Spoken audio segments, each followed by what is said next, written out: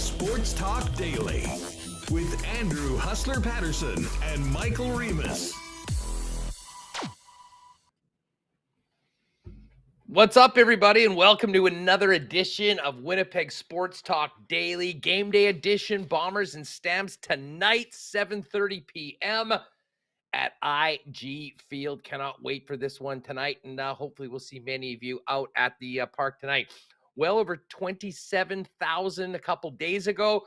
Hopefully another great crowd, and certainly a beautiful evening for a big football game for the blue and gold. We've got a busy show today. And perfect timing, getting ready for tonight's big tilt between the Bombers and Stamps, to have my pal Dustin Nielsen, who will be calling the game here in Winnipeg. Dusty's going to jump on in about 5 or 10 minutes. And we'll also have another one of the voices of the Canadian Football League on TSN jump on and hit a number of topics. Marshall Ferguson, who will have the call tomorrow between the Ticats and the Toronto Argonauts, is going to be a guest. And then a venture into Wiebe's world. Ken Wiebe with his weekly visit to WST. And I can tell you, Ken, I have not, well, I did speak with him quickly just to confirm a time with Ken, but I can tell you that we are going to be getting the full energy of Wiebe's world coming in today, because he's coming off a big victory today at this Tamarack tournament. And I know many of you that are involved in golf have heard of this tournament. I have before. It's out in Clear Lake. They were playing rounds of this tournament on the weekend, and now they're into match play. Like, as far as I can tell, this tournament goes on for like a week and a half. Basically, it's like a major in tennis that goes over 2 weeks. So Wiebe is still alive. I'm sure he'll have some amazing golf stories. And we'll also get into what isn't happening with the Jets right now, and get Ken's thoughts on the team as presently constructed, what may or may not happen heading into training camp, and what that means for the upcoming Winnipeg Jets schedule. As always, big thanks to the sponsors that make this show happen each and every day: Princess Auto, Canadian Club, Assiniboia Downs, the Nick and Nicky DQ Group, Little Brown Jug, Not Auto Corp, Breezy Bend, Boston Pizza, Royal Sports, Culligan Water, Aikens Lake Wilderness Lodge, F Apparel, Wallace & Wallace, and our friends over at Vita Health Fresh Market. And of course, Coolbet. And I'll probably get to this later on in the program, but if you are listening to the podcast or with us live on YouTube, talk to my boys Pat and Jake over at Coolbet this morning. We were talking about a Coolbet exclusive for the game tonight, and I've just put together, I did a little video for it on social media, so if you want, you can kind of check it out at Hustlerama. But we've got a Coolbet exclusive for this game tonight.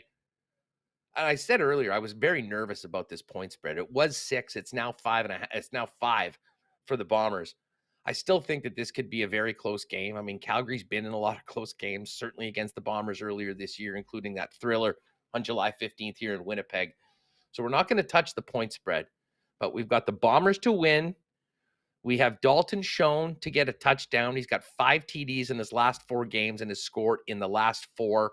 And we all remember the attention that Dalton Schoen had from Zach Collaros, especially with Greg Ellingson out of the lineup. And unfortunately for the Bombers, Ellingson is back out of the lineup, put on the 6th game earlier this week.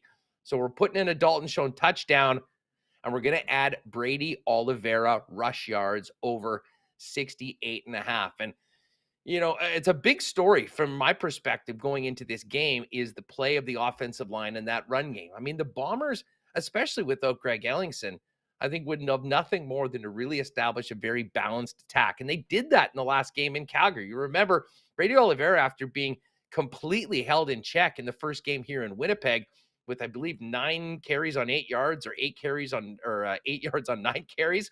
Basically, they didn't have anything going. It was a very different story when they went to Calgary. Biggest game of the season, 110 yards on the ground, and a huge part of that Bomber win. He's gone over the number in the last 3. And I think bringing it to tonight's matchup, the biggest thing I'll be looking for is the return to dominance by the Blue Bomber offensive line. And as we'll talk with Marshall Ferguson a little bit later on, the Calgary front 4 is absolutely no slouch. And they'll be looking to get pressure on Zach Collaros like Montreal did last week with a 4-man rush. I really do think, though, that with the week off, the bye week, there's nobody that's going to benefit more than the Winnipeg Blue Bombers offensive line, and the ability to go out to establish the run, to move the chains with Brady Oliveira, I'm sure will be a priority of Buck Pierce. And we've seen that before in big games. Certainly the road game in Calgary was one of those. And maybe the best example all season was earlier this year in BC when the Bomber running game had really been struggling. And they went into British Columbia against the Lions, who were the talk of the league, undefeated teams going head to head. And the Bombers ran all over the Lions in the first quarter of that game, rushing for more yards than they had in the entire previous game against the Toronto Argonauts, and really set them up for a great offensive performance where Zach Collaros could really pick apart the BC Lions defense, which he pretty much did for the remaining 3 quarters of the football game. So plus 250, Coolbet exclusives. Get over to Coolbet. You can see the Coolbet specials. Click it on. I've got a ready-made Bomber bet for you tonight if you're looking for something maybe a little different than we've normally had as far as just jumping up over on the spread. Now, lots to get to earlier on, and I will tell you right now, hopefully this doesn't come on too much. There's been intermittent drilling in the vicinity right now, so I hope that won't affect the audio quality too much or drive anybody crazy. Big shout out to everyone that's joining us in chat right now. Great crew right on. Let us know in the chat if you're heading to the game tonight. And T Will's all over me for wearing the cursed jersey. This is not a cursed jersey, and the Bombers are anything but cursed right now. They did everything they did to win in the fourth quarter in that last game against Montreal, and once in a while, your kicker mix and misses a kick. So that is where we're at right now. I think a bounce-back game for the Bombers, but this one should be a great one. As I said, if you don't already have plans to get into the park, maybe make that plan. And we may have an extra pair of tickets later on in the show, so make sure to stay with us. As you just saw Alex throw up, make sure, if you haven't already, hit that red subscribe button and join us daily here on Winnipeg Sports Talk. A packed show today and a big show tomorrow as well. We'll get on Hacksaw. Chris Meany's going to jump on the program with us. Brandon Rowicki as well. And it'll be a packed show. And, of course, we'll be recapping everything that happens tonight and head into the weekend. A couple other things to get to before we bring in Dustin Nielsen. By the way, speaking of Dusty, he and I did add a new episode of The Lock Shop earlier today. You can find that on all of your favorite podcast platforms. We did our CFL picks earlier this week, and of course, we'll be talking about that coming up in just a second. But we also just dropped NFL futures, our favorite win totals, over and under, as well as a few divisional bets for you. That's available. Search Lock Shop wherever you get podcasts, or you can just go to our Twitter feeds and watch the episode as well. All right. Do want to thank our friends at Vita Health Fresh Market for their great support. Had a good little meeting with my pal Bonte last night from Vita. Shout out to him. And I can tell you we've got an exciting thing happening, maybe in a couple months, a very special guest joining us that we're working on for you Winnipeg Sports Talk listeners. But of course, Vita Health is the place where you'll find the Winnipeg's best selection of local, organic, and natural groceries, supplements, and beauty products, all at great prices, with a knowledgeable staff trained on these products to help you get exactly what you need. And hey, if you're into organic produce, local grass-fed meats, or just looking forward to a great grab-and-go deli with Vita Market salads and sandwiches, this is the store for you. 7 Winnipeg locations now, including their newest store in Linden Ridge and online at myvita.ca. Wallace & Wallace has been busy. I mean, you know that they're the fencing experts, and pretty much if you see a fence in town, it's a Wallace & Wallace. Well, they're also the leaders in garage doors, and they work with Clopay, the largest garage door manufacturer in the world. And despite all the supply chain issues that we've been dealing with, you can still get a brand new, beautiful garage door delivered and installed within 4 weeks, just in time for the chaos that many families experience with that door going up and down nonstop after Labor Day. And hey, a new garage door can also add up to 4% to the value of your home. 161 styles of garage doors to choose from. There's a style that's right for you. WallaceDoors.com is the website to check them out. Give them a call or pop down and give them a visit at their showroom on Lawson Road. Got a big wedding with some friends next week. I'm going to go pick up that F Apparel suit, and I also took advantage of that great summer deal. 3 shirts for $210 at Winnipeg and Manitoba's leading spot for custom suits and menswear. Andrew and the gang, it was such a pleasure to deal with them as far as getting suited up and fitted out. Very simple process. And now I'll, have a suit that fits and looks great, which every guy needs one. If you're in the market for one, pop down and see him at 190 Smith Street or check him online at fepapparel.com. And hey, a big shout out to our friends at Aikens Lake Wilderness Lodge. Few more weeks of the fishing season out at Aikens, but they're already planning for a big 2023. If you are planning a once-in-a-lifetime family fishing trip, or maybe a corporate outing after being on Zoom calls and meetings for the last few years, give our call Pitt Turena a shout out, aikenslake.com, and on all social channels at Aikens Lake. All right, let's get ready for this game tonight and bring in my guy, the play-by-play voice of the Canadian Football League and the guy who will have the call tonight from IG Field, Dustin Nielsen, fresh off another hot episode of the Lock Shop tomorrow with our NFL futures. What's going on? Just delivering winners all day, buddy. You know how it works. Well, tell you what, we've been doing pretty damn good with the Canadian Football League. And, it was 3-1, narrowly missed a perfect week last week with that Montreal win by 1 when they were favored so close. by 2. But hey, you know what? We'll take it. 3-1's nothing to turn our noses up at. But of course, the focus in and around here is this game tonight. And I know we're going to talk about it with Marshall Ferguson a little bit later on. But I mean, you're as tied into this league as anyone, Dusty. What was your reaction when you heard that Bo is getting the bench and Jake Maier is the starting quarterback for the Stamps tonight in a huge game, trying to salvage one win in their season series against Winnipeg? I think you can justify it, but it still surprised me just a little bit because it's not like the Stamps are 3-6. Like the Stamps are a pretty good football team. They are 6-3 on the year. Their only losses have been to the two teams above them in the standings, and that's it. I mean, they've taken care of business against everybody else. And has it been pretty for Bo Levi Mitchell so far this year? No, not at all. However, early in the year, I thought things were going to be okay with him. Doing a couple of their games early in the season, it looked like he kind of regained that form that he was searching for last year. But since then, it's just kind of fallen off. So, I mean, I get it. I understand what they're going to here. What you have in Jake Maier certainly makes sense. He's been excellent in pretty much every opportunity he's been given so far. And with Bo, it's just, I don't know what's missing. It just seems like something's missing there. It seems like he's just off a little bit. I know he put out a statement on Instagram saying, he's no bigger than the team or the coach, and he's going to work on what he can do to try to get back on the field. I think I saw earlier today somebody mentioned that maybe it was Farhan saying that basically Jake Maier's job to lose now at this point. So if Calgary had any other backup in the league, I think they'd probably be sticking with Bo Levi Mitchell in a 6-3 season.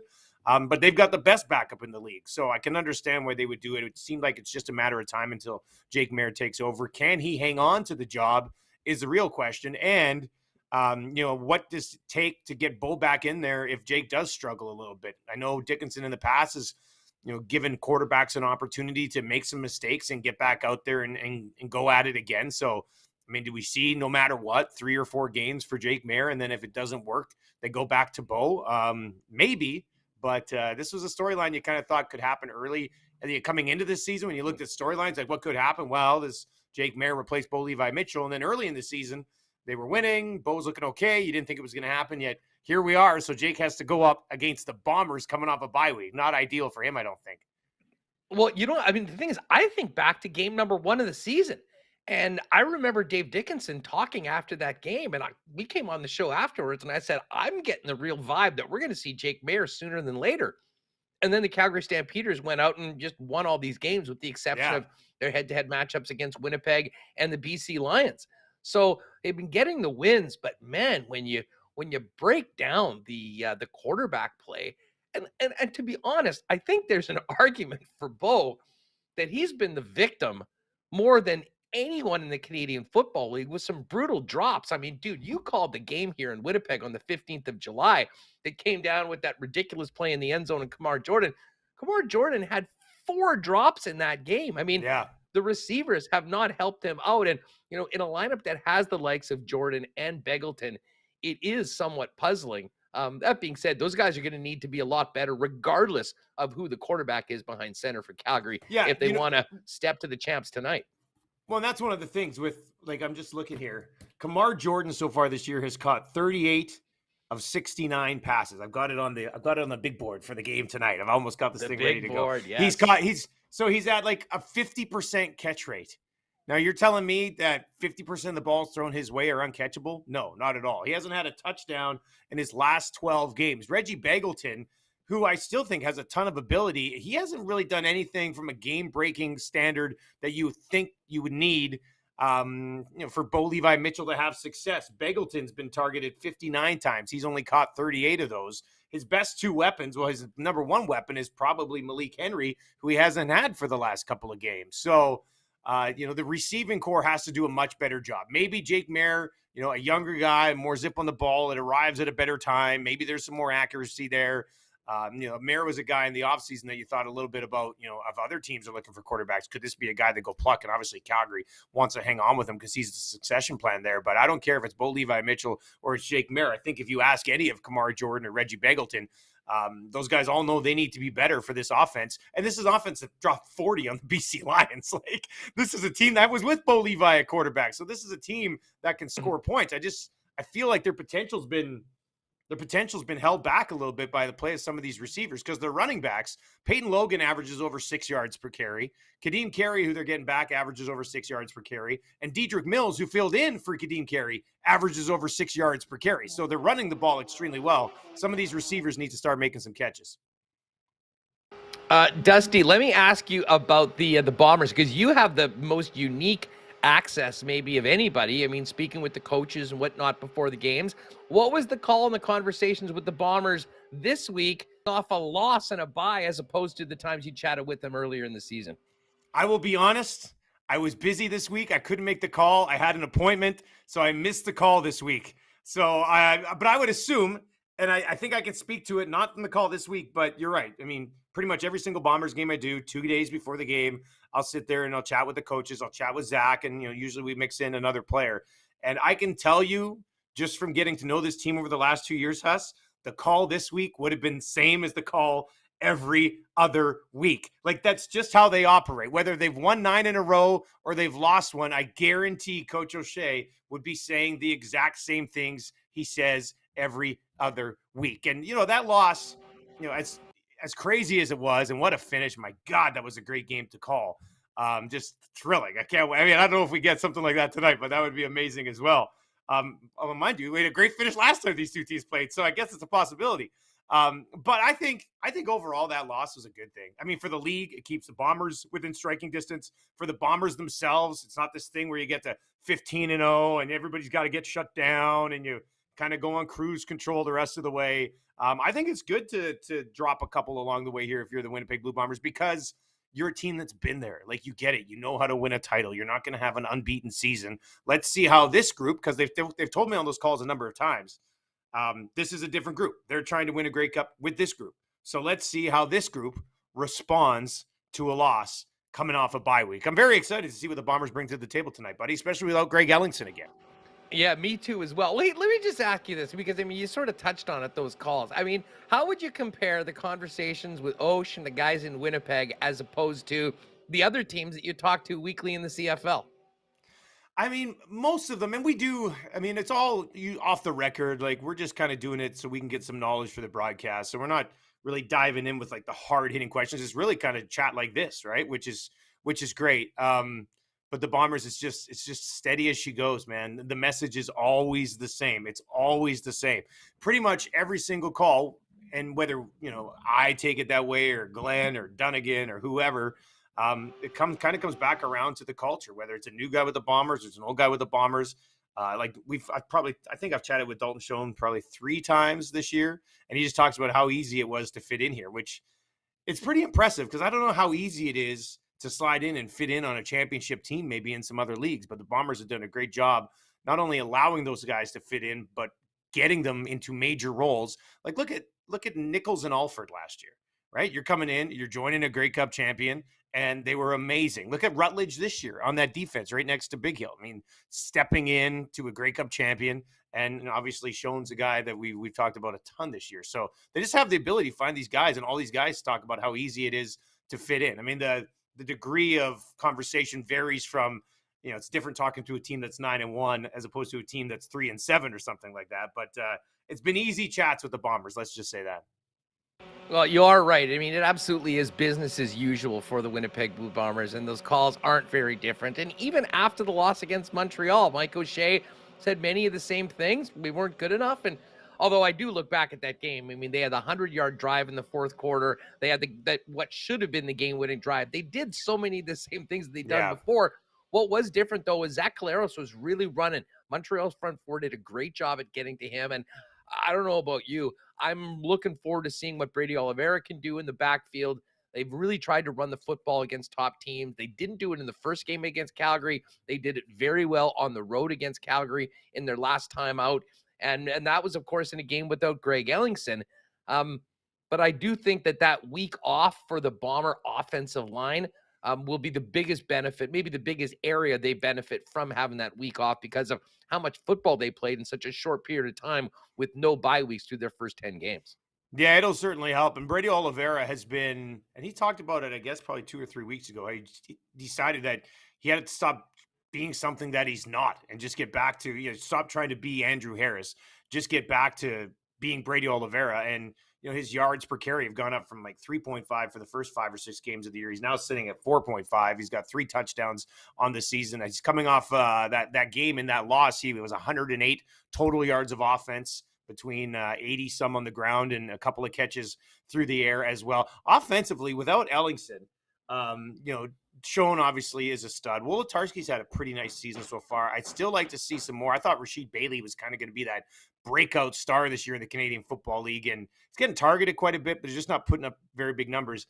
I'd like to see them get Dembski more involved. I think Dembski, coming back, he had that 2 touchdown game. I think Dembski is one of the more rare offensive weapons in this league. So if you can combine Schoen and then moving Dembski around that offense a little bit, I think that'll certainly help and probably open up the run game a little bit more if you got to worry about these fly sweeps to Dembski coming through, open things up for Brady Oliveira a little bit.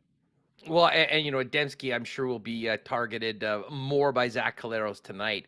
But, as much as it sucks for the team to lose Greg Ellingson, I mean, the best story around here this season has been the emergence of Dalton Schoen. I know when you guys are breaking up tape, and you've had plenty of chances to call touchdowns of his. He scored in 4 straight. He is part of our Cool Bit exclusive for the game tonight, by the way.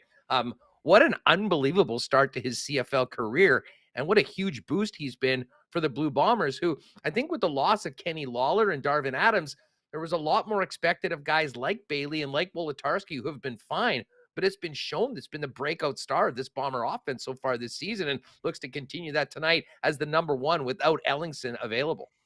I think it happened very early in the season. You just noticed that Zach Collaros had trust in Dalton Schoen. I don't know what it was. Maybe it was some way they connected in training camp and things like that, but it didn't take very long for Dalton Schoen to become a guy that in tough spots, and with Ellingson banged up along the way, it certainly helped because who else you're going to go to? But this is a guy you don't see many players come up and in their first season, their first taste of the Canadian Football League, have an impact like Schoen has had so far. It's been absolutely phenomenal. And a lot of the work that they've done is when Collaros has got out of the pocket, he's on the run, and everybody kind of just goes into scramble mode. Schoen's done a good job of kind of reading his quarterback's mind and getting some spots that Zach can make plays on. A couple of times in the end zone, I've seen that happen. A couple of other times just as they work their way down the field. So that's obviously led to just a phenomenal season. With Titus Wall injured now in Calgary, I mean, he might have been the only other guy who was pushing for the top rookie in the Canadian Football League this year. I mean, it's a runaway for Schoen, especially if he even continues remotely close to what he's done so far. Just an excellent find. Like when you lose a guy like Kenny Lawler and you bring in Ellingson kind of to replace him, and you lose Darvin Adams, you got Rasheed Bailey, you kind of move him to the outside, and then all of a sudden you just throw in a rookie stud. Like it's almost unfair for any league, any champion to bring in a talent like that. Now, of course, we're going to talk more about tonight's game with Marshall Ferguson coming up next, and then Wiebe with some more hockey talk. But while we've got you on, let's pivot away from this game tonight for a minute. A couple things. First of all, World Juniors in Edmonton. We know the attendance was a disaster. There were so many factors, I think, that went into that. Once the gold medal game was over, and obviously, shout out to the Edmonton fans who paid those prices to show up and support Canada in the gold medal game. What was the aftermath? Like, what were you hearing daily from the folks in Edmonton and on the Nielsen show about this event? Because, I mean, anyone that paints Edmonton in a bad light for this event is not supporting the tournament, obviously isn't paying attention to what that city's done over the last number of years. But, like, what did it leave a bad taste in people's mouths? Was it just a bad idea to do it in August? I mean, what were the takeaways from a very different World Junior Championship that we'd seen before? Yeah, like the gold medal game and the way it finished salvaged the tournament, essentially. Like, it gave us one of the most memorable moments in World Junior history with McTavish batting that puck down. That is just straight up stupid. I mean, it was insane. Ow. Like, that was insane. So we've got that coming away from it. But outside of that, I mean, nobody will ever schedule a World Junior in the summer again. I mean, this is not an Edmonton thing. I know I saw some people say, you put this in North Dakota and watch what happens. And I'm just like, or Minnesota. I'm like, you guys, it's August. It's August. It's the middle of the summer. More than half of these games on this schedule were weekday games while people are either working or on vacation. You know what I mean? Like, how many people are sitting around in the middle of the week, even for a game like, let's just say, Finland, Sweden? How many people in Edmonton are sitting around at noon on a Tuesday when it's 30 degrees out saying, let's go watch some World Junior hockey in August? Like, it just doesn't happen. I think, they wanted, usually the World Juniors is a massive cash grab, right? Like, that's why they do it. It makes millions and millions and millions of dollars. This year, that was not the case. I'm not too sure. If you could go back again and say, hey, would you guys want to get this tournament in? And I know this is heartbreaking for some of these kids. I get it. It might have been your only chance to play. For them, great opportunity. For the organizations and everybody involved, they'll never have another World Junior in the summer. I mean, you mix in some U18s and stuff in the summer, they'll get a decent little TV audience. You'll get a decent crowd depending on where it is. But the World Juniors, this is how I've always viewed it. And this is why, if you want to view it as a failure, or you just want to view it as a hockey tournament in August in Edmonton. But the World Juniors are a Boxing Day Christmas tradition. That's what the World Juniors are. You know why they do so well in Christmas time? Because everybody's off. Because people get World Junior tickets for Christmas. We don't celebrate anything in early August, right? You're not getting tickets for some long weekend celebration. So you're on holidays. You're getting the hell out of town is what you're doing. Yes, exactly. Like, it never made sense. Like, anybody who thought it was going to be a attendance success, I don't know why you would have ever thought that, to be honest with you. It doesn't make any sense to me. Well, I'll tell you what, I'm not even sure it would have been a complete attendance success at the prices that they're charging. And I've thought for a long time there's been a reckoning coming with this event. I mean, I said earlier this week that they have just about squeezed the last breath out of the golden goose that is providing for Hockey Canada. And never mind all the black cloud around Hockey Canada as an organization right now. When the get-in price, when the cheapest ticket is $130 for the preliminary round, $175 for a semifinal, and I don't even know what it was for the gold medal game. I mean, this is still junior hockey. I mean, those are more than NHL prices in a lot of ways. And, it just seems that they have sort of taken that for granted for so long. And I mean, honestly, with where we are economy-wise coming out of the pandemic, it seems like they need to have a serious meeting about what they think they can squeeze out of it, because it shouldn't be. I mean, if you want the event to be great, you want it to be accessible to a lot of people. And even in the summer in this situation, it really didn't seem that was the case. And I mean, I don't know. I bought those tickets are like twice as much as my season tickets for NHL hockey. I still can't believe that it's gotten to that point. And I think they sort of got their just desserts for that, thinking they could continue to gouge hockey fans over and over the way that they have in the past. Yeah, maybe a little bit of a wake-up call until we see another World Junior in Canada in December, right? And you're probably going to see the same prices, and the tickets are going to move way better. But like, if I was going to take, both my kids play hockey, they're 5 and 7. If I was going to take them to watch Czechia play Germany, I'm not paying even $80 per ticket for them to get in. You want to charge my kids at $20? $20.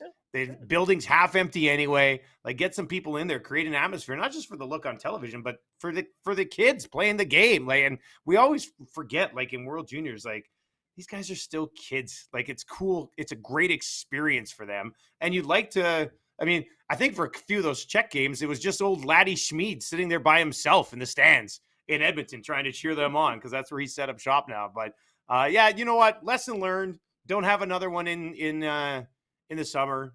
It'd be great if they would drop prices on the event in general. I highly doubt that happens anywhere along the way, but just don't hold it in the summer again. You'll probably be okay. Well, Halifax coming up in like 100 days or something like that. So we'll have something to compare it to very, very soon.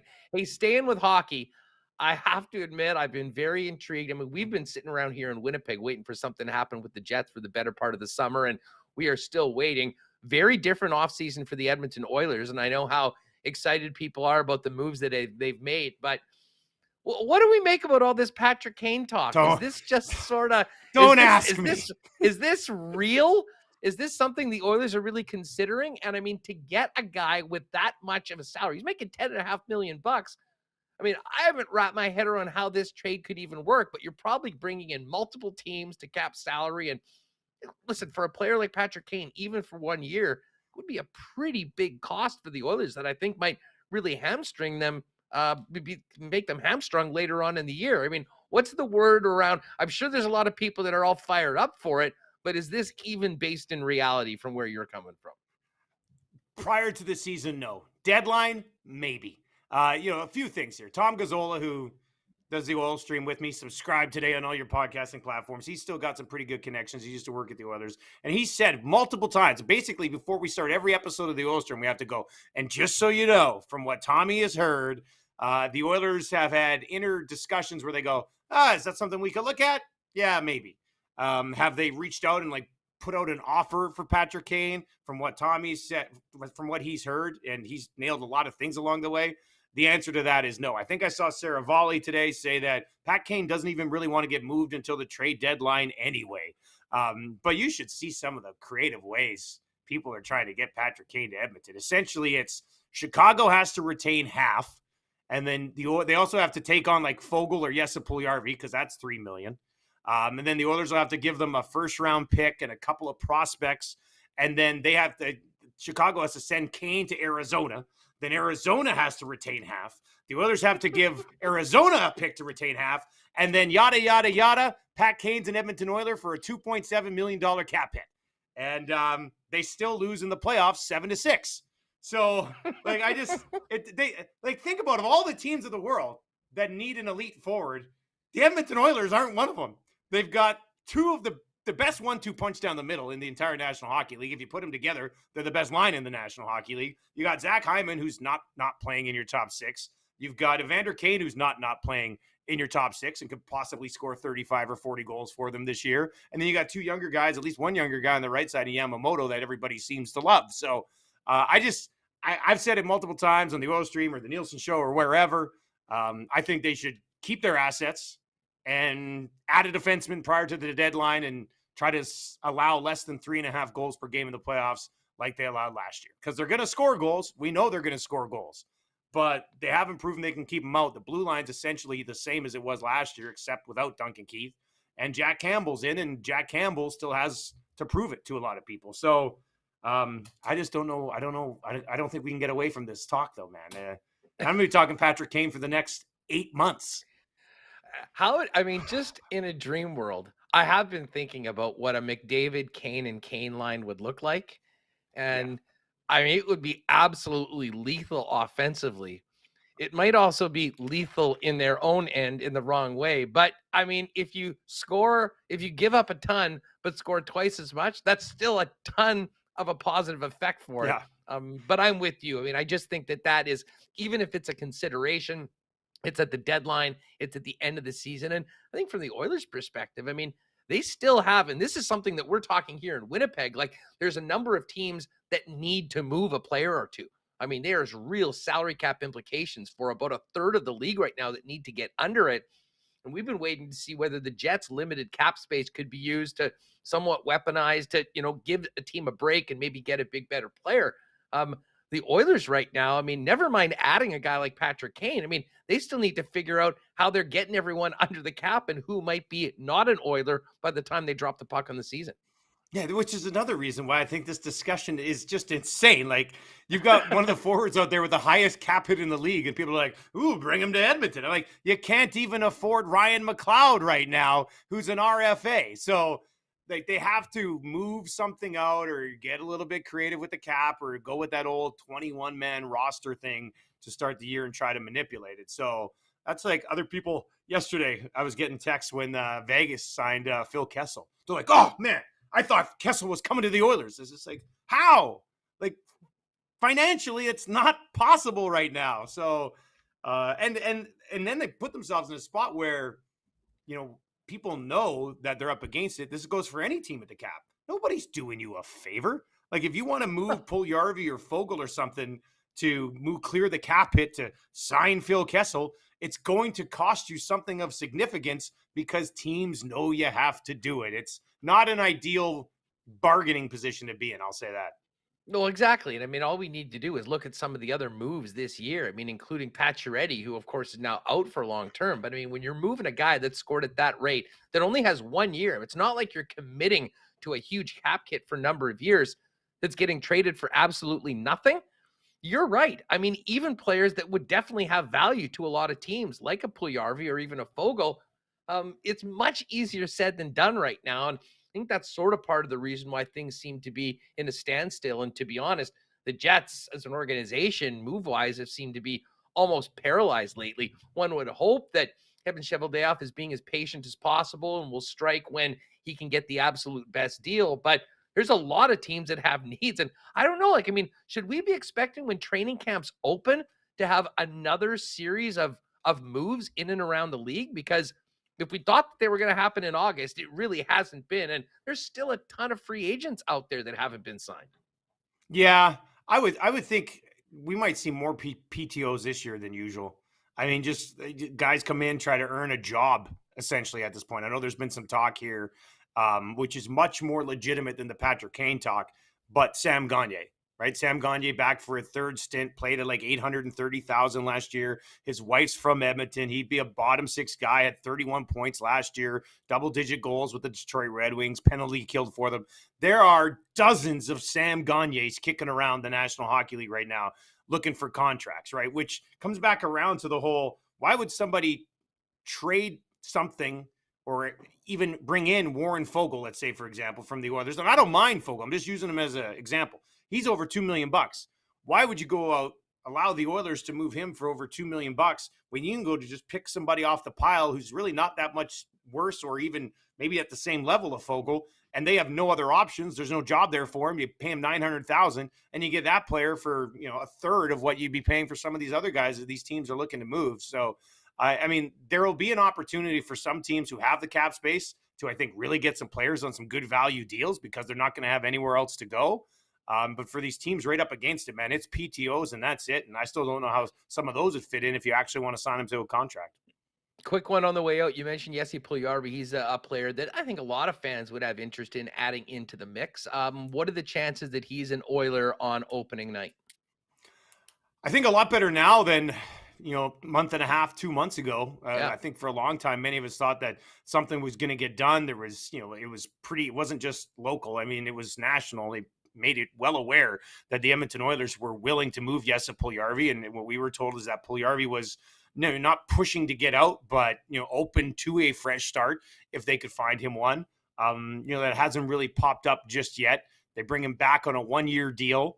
When they'll still control him at the end of it. So that's good news. They give him $3 million, which is, they avoided arbitration with him because I guess maybe they thought he could have got more because he didn't have an awful season last year. He just finished horribly. So we'll see how it plays out. I mean, they've been through this before, right? He left. Ken Holland brought him back. Now there was maybe a little bit of tension there this offseason. I'd probably still say I'd lean more now that it's like 70, 75% that he's there to start the year and only maybe a 25% shot that he's traded. And it probably would have been flipped, in early free agency draft period time. So not for sure that he's going to start here just yet, but if he does, I'll tell you this, I'd play him in the top 6, buddy. Players put up better numbers when they're with him. I don't know why it's a thing. It's just a thing. So I'd play him in the top 6. Well, there's no one that's been, you have been driving the bus. We always talk about Ken Wiebe driving the Gus bus here.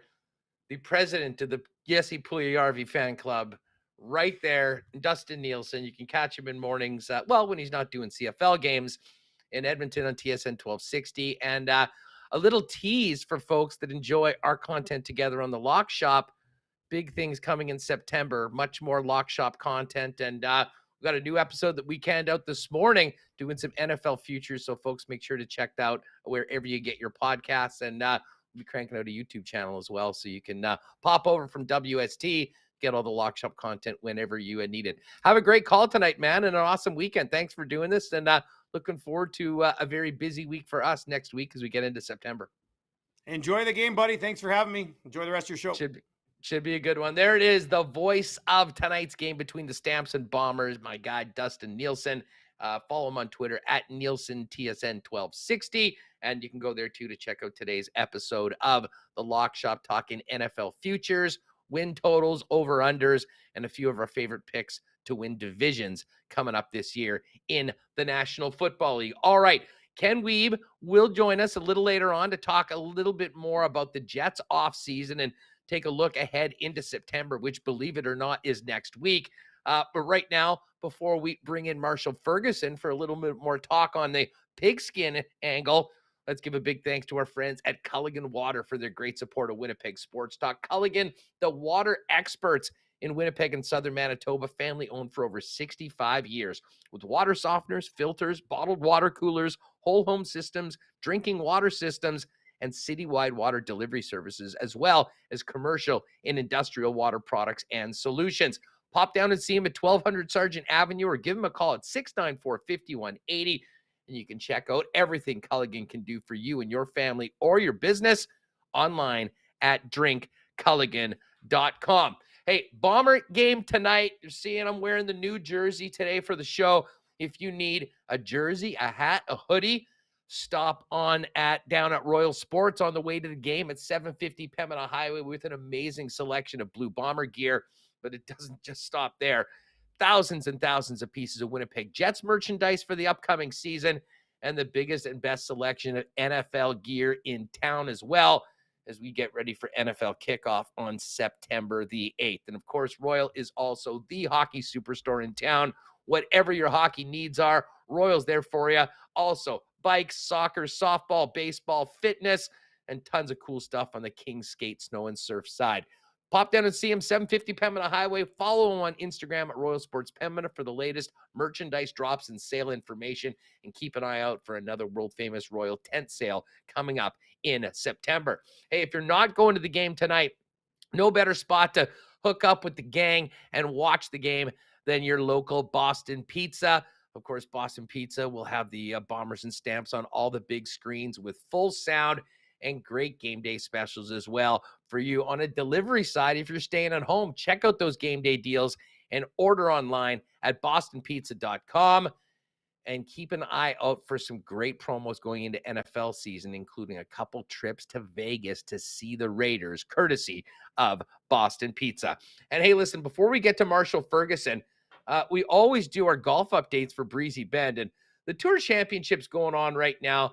Leaders just about to get off. It looks like Scotty Scheffler birdied the first hole, so he's got that 3-hole lead. But I think most Canadians are going to be most interested in what's happening at the Ottawa Hunt and Golf Club, the CN Canadian Women's Open.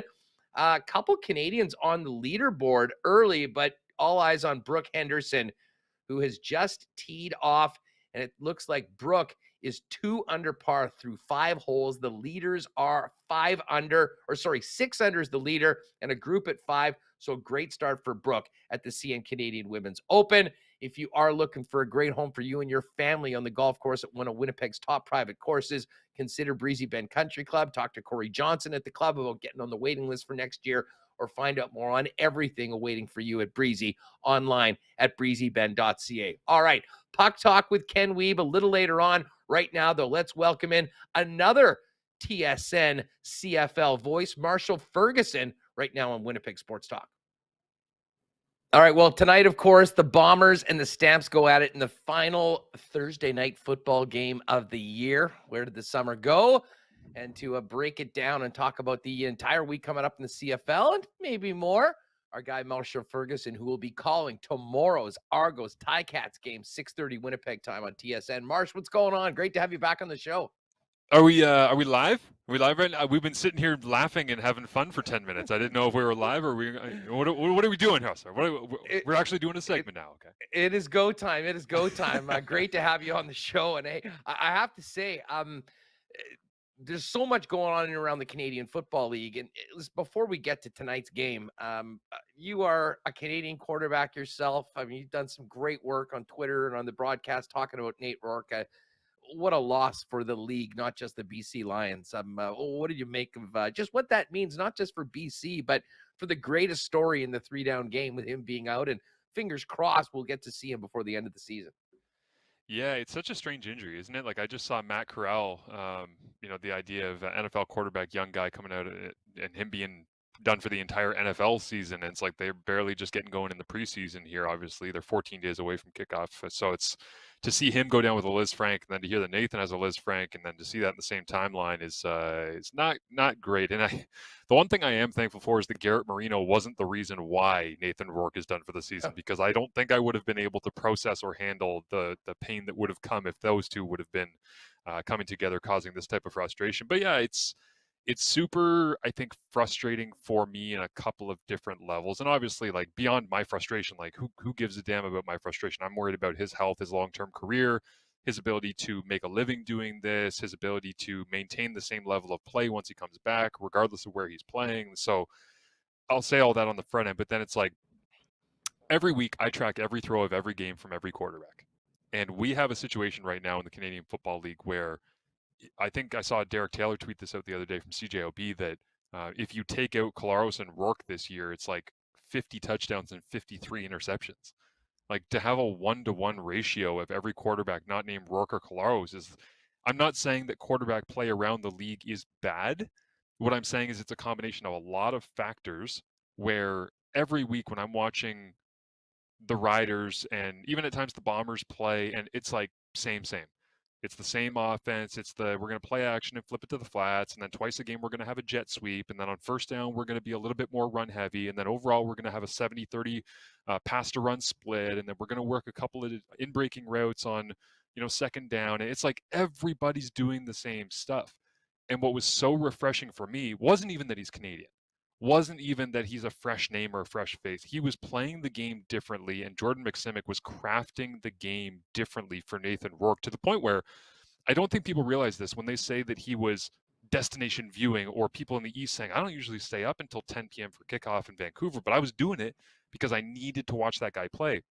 Everybody thought they were doing that because he happens to be Canadian. Why people were actually doing that is that it didn't matter if he was from Japan or Zimbabwe or the moon or Pluto. He was fresh, entertaining, and different. And I think you see Trevor Harris in Montreal. Every week I track all of his throws. It takes me hours to do that, right? Like I've probably already this year spent 10 hours studying Trevor Harris throwing the football. I don't even need to do that. I know exactly where Trevor Harris is going with the football every time he puts a pads and uniform and a helmet on. With Nathan Rourke, yeah, you were starting to figure out his trends and where he was going and what he was doing with the football.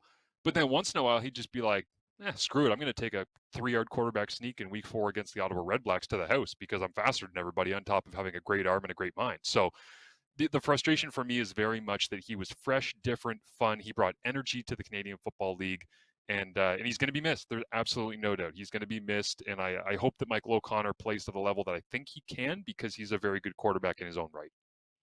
What do you think the chances are we see Rourke again this season? To be honest with you, I have absolutely no idea. On the same token, I have very, very little confidence. I do not think that this is something. I think for his own protection and the BC Lions looking at their long-term future, and him and his parents and his agent looking at the possibilities of NFL after the way that he's played. There's certain injuries that you hear are really concerning for long-term health, longevity, and career earnings. And in the NBA, it's like DeMarcus Cousins with the Achilles, where you're like, well, once the Achilles goes, like if that thing doesn't come back the right way, you don't have the same explosion or burst. You're just not going to be the same player.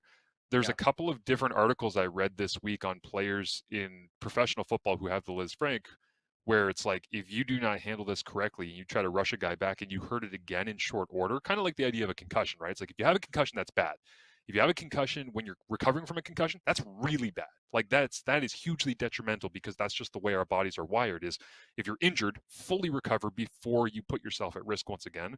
I understand the tough guy mentality on any type of injury, but I don't think it's in his best interests or BC. And I don't want to say that I hope that he gets held out, because I hope that he has a miraculous recovery. I hope that this is just a flash in the pan and we look back on it in 5 years and say, man, that was a really concerning time, but thank God we got past that. But this year specifically, I don't see it personally. Marshall Ferguson with us here on Winnipeg Sports Talk. Well, I mean, obviously Nathan Rourke's been the biggest story in the league, but over the last couple of days, the biggest quarterback story is the visitors tonight here in the Peg at IG Field making a quarterback switch. We've talked a lot about quarterback play in the past. What do you think about Dave Dickenson moving on to Jake Maier? And what does that mean for Bo Levi Mitchell going forward?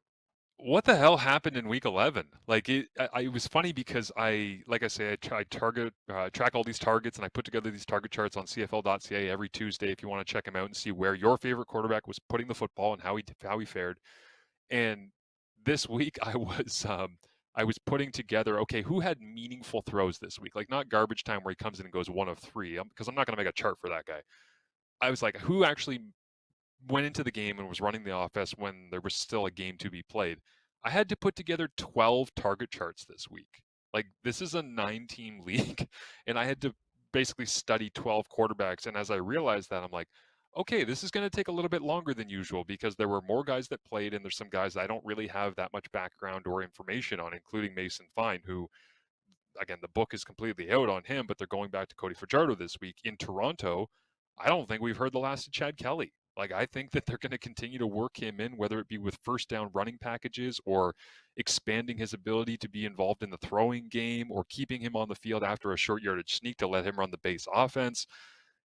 I think the pressure's on in Toronto for a switch. I think Hamilton's got questions as to when you get down the stretch. Yeah, you've been doing this quarterback split situation, but who's your guy? Like, who are you actually going to lean on? So it's kind of to the point I make of the 50 touchdowns and the 53 interceptions when you subtract Collaros and Rourke's numbers. There's a lot of questions right now around this league, and certainly Calgary has become one of those. I think if I were Calgary, that I would have ridden out Bo Levi Mitchell, as in like let's stay here, let's go with what we know, and it might not have been consistent or spectacular lately, but like if Kamar Jordan holds onto that ball against the Winnipeg Blue Bombers, if they don't have a couple of stumbles here or there, they're like 8-1 with Bo as their starting quarterback this year. And I think this really speaks to how fast we are to pull the trigger and go the other direction, because, well, I was guilty of this as well, where people were always loving me because I was the backup quarterback in university, and people are clamoring for me despite the fact that we had a Heck Crichton Award winner and Kyle Quinlan ahead of me. It's like,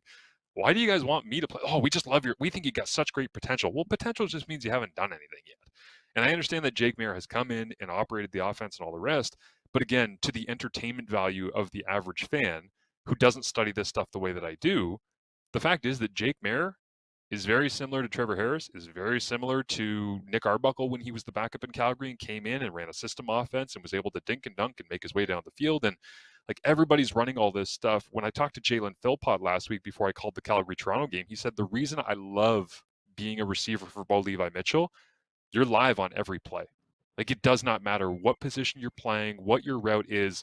If his eyes take him to you, he'll get you the football and he'll put it on you, and he expects you to be ready every single play. So as a fan, you might not realize that you're watching that, but for me, I'm studying the extrapolation of the targets and where these quarterbacks are going and how they're trying to attack. And I'll put together, like, Fajardo looks the same as Harris, looks the same as Arbuckle, looks the same as Caleb Evans, and then you get to Bo, and it's like a firework went off. It's like, it's just all over the field. And you start realizing, oh, he's not following this rhythmic, well, I need to have 18% of my targets in the check down zone, and most of it's going to be below 20 yards, and I'm going to work the fringes of the field by the side. He doesn't give a damn. And so that, for me, I've always loved and appreciated about Bo's game is, yeah, he's been inaccurate. He's made some poor decisions. He's read coverage incorrectly at times. But that dude, like, he still knows what he's doing. He's not broken, and he's healthier this year than he's been. So I was a little bit surprised to see Dave Dickenson make that move. With that being said, I'm a big believer that no matter how good your starter is, whether it be through injury, struggles, otherwise, at some point in the CFL season, every team is going to have to use their backup. And I think we're seeing that come to light very quickly as we turn towards the second half. I think back to week 1, and Maier got in. We heard Dave Dickinson speaking after the game, and it sort of seemed like he was already pretty close to thinking that Maier was the guy.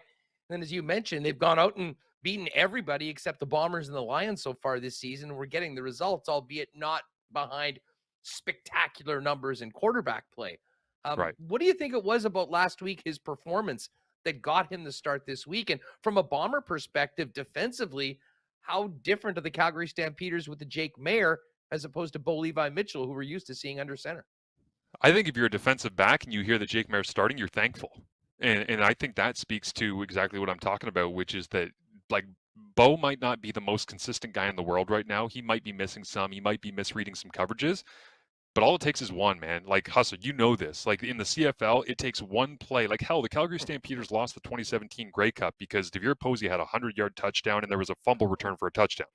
Toronto didn't do a damn thing, an entire Grey Cup. And they just had 2 touchdowns on 2 plays. And it was like, congratulations, you're the best team this year in the CFL. It's like, what? That's how we decide our champion? Plan the parade. So, exactly. So that's why I think having some, and it's not that Jake Maier, I'm not here to slander him. He can make those plays, certainly. It's just that he is proven less to be as daring as Bo Levi Mitchell. And again, sometimes Bo's daring gets him into trouble, but it's also what makes him great. And that's why it's amazing that he gets the Calgary Stampeders all-time passing record for being daring and great. And then the next week, they're like, too daring. You're not great right now. So we're just going to take a quick pause here and see what Jake can do for us. So from the Winnipeg perspective, I think if you're on the back end, the deep shots are going to be more predictable.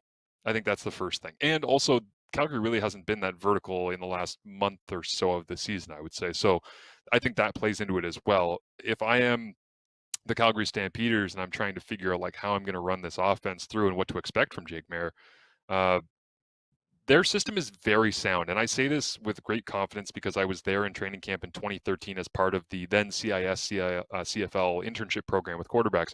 And I sat in their meetings and I read their playbook and I worked my way through progressions on the field in a helmet. It was the greatest scam of all time, Hustler, because I felt like George Plimpton, like I was doing experiential journalism where I was going in and like pretending to be part of the team. Cause I'm looking around, I'm like, I ain't never going to play in the CFL, but I'm going to absorb as much of this as I can because I think this is going to come in handy down the road.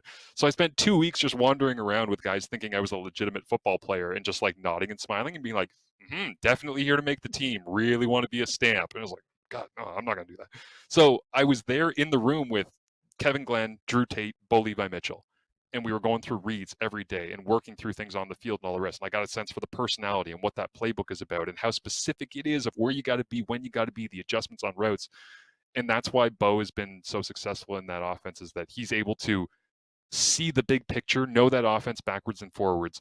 For Jake Maier coming in, he's going to be very scientific in the way he's going to approach this. There's going to be a lot more science and a lot less art, I think would be the basic way to sum it up on what to expect from him. How much has Bo been done dirty by the drops of his receivers? I mean, I haven't watched every Stamps game so far this year, but I mean, the game in Winnipeg was, legendary when it came to the drops, particularly of Kamar Jordan. I mean, is he almost the victim not only of his own play, which maybe hasn't been up to the high standard he's set, but also some real incompetence at times from the guys that are paid to catch the football? Last year for me was the interesting one with his receivers because he had to transition from Juwan Briskason and Eric Rogers. And there was that great exodus, right, of talent. Davaris Daniels had left a couple of years early, gone to Edmonton. Like the names that you kind of associated, and the old guard was gone. Like, Marquay McDaniel was no longer there and Mo Price had been gone for a while. And it was like, okay, he really has to work in like Colton Hunchak and Herji Mayala. You're like, whoa, okay, that's a bit of a different ask than the guys he's worked with. And he did a decent job of it, kind of working them in. Luther Hakanavanu had very limited targets, but he was pretty effective on his, I think, like 11 targets and catches last year. And then this year you came in, and this is the biggest surprise for me of the entire season. League-wide, any position group, when you're talking about performance, I thought, I always like to think of this kind of like NBA Jam, the old arcade basketball game where it's like you can pick any 2 players and you put them side by side and it's like, who's going to win? And I was like, if I'm choosing two receivers that are going to combined lead the league in yardage and touchdowns, it's Reggie Begelton and Kamar Jordan. Like, I saw Duke Williams, but I'm like, Duke Williams and who? Like Keen Schaefer-Baker, maybe? But with Kyron Moore and Shaq Evans dinged, I was like, I don't think the Riders have it. Edmonton, Walker and Lawler, I'm like, that's a lot of money, but I don't think they have the quarterback play to get it done. Winnipeg, I'm like, Ellingson, and I didn't know Dalton Schoen was going to be a total stud, so I might have said Bailey, but I'm like, I'll take somebody else over him. Whitehead and Burnham, I had no idea what Rhymes was going to be, or Katoy. So, like, you keep going through the league, and I was just like, man, I don't think there's a better tandem than Kamar Jordan and Reggie Begelton. It's strange. Like, it is just flat out weird. And I worked the Calgary-Ottawa game and the Calgary-Toronto game, which both came after the legendary drop in the end of the game at Winnipeg. And it was the same stuff. Like, and here's one that really encapsulates it for me. Bo needs 100, I think it was 142 passing yards to set the all-time Stampeders record. And I've got this whole thing written out on my play-by-play chart of, like, from Flutie to Garcia and blah, blah, blah to, he's the greatest of all time in Calgary passing history, trying to do the whole big moment, because I'm like, well, when that happens, I want to be the voice that gets used on that highlight reel when he goes into the Hall of Fame, because I was on the call for that game. So I think all of this through. Very egotistical of me. And I plan it all out. I'm ready to go. And he gets to 137 yards, and he comes off the sideline, and they're leading, and there's like a minute 12 left. And they call a passing play. And I'm working the game with Matt Dunnigan, and we're both like, he knows how close he is to the all-time passing yardage. Like, somebody told him. And we ended up getting word afterwards that somebody in the organization, as he had walked past, without Bo asking, had gone, hey, you're 5 yards away. And he turned and was like, come on, man. Like, really? Like, I don't need to know that. Like, I'm trying to focus on just getting out of here clean at the end of the game. But when Dave Dickinson found that out, he was like, let's just get it over with. So he calls a passing play.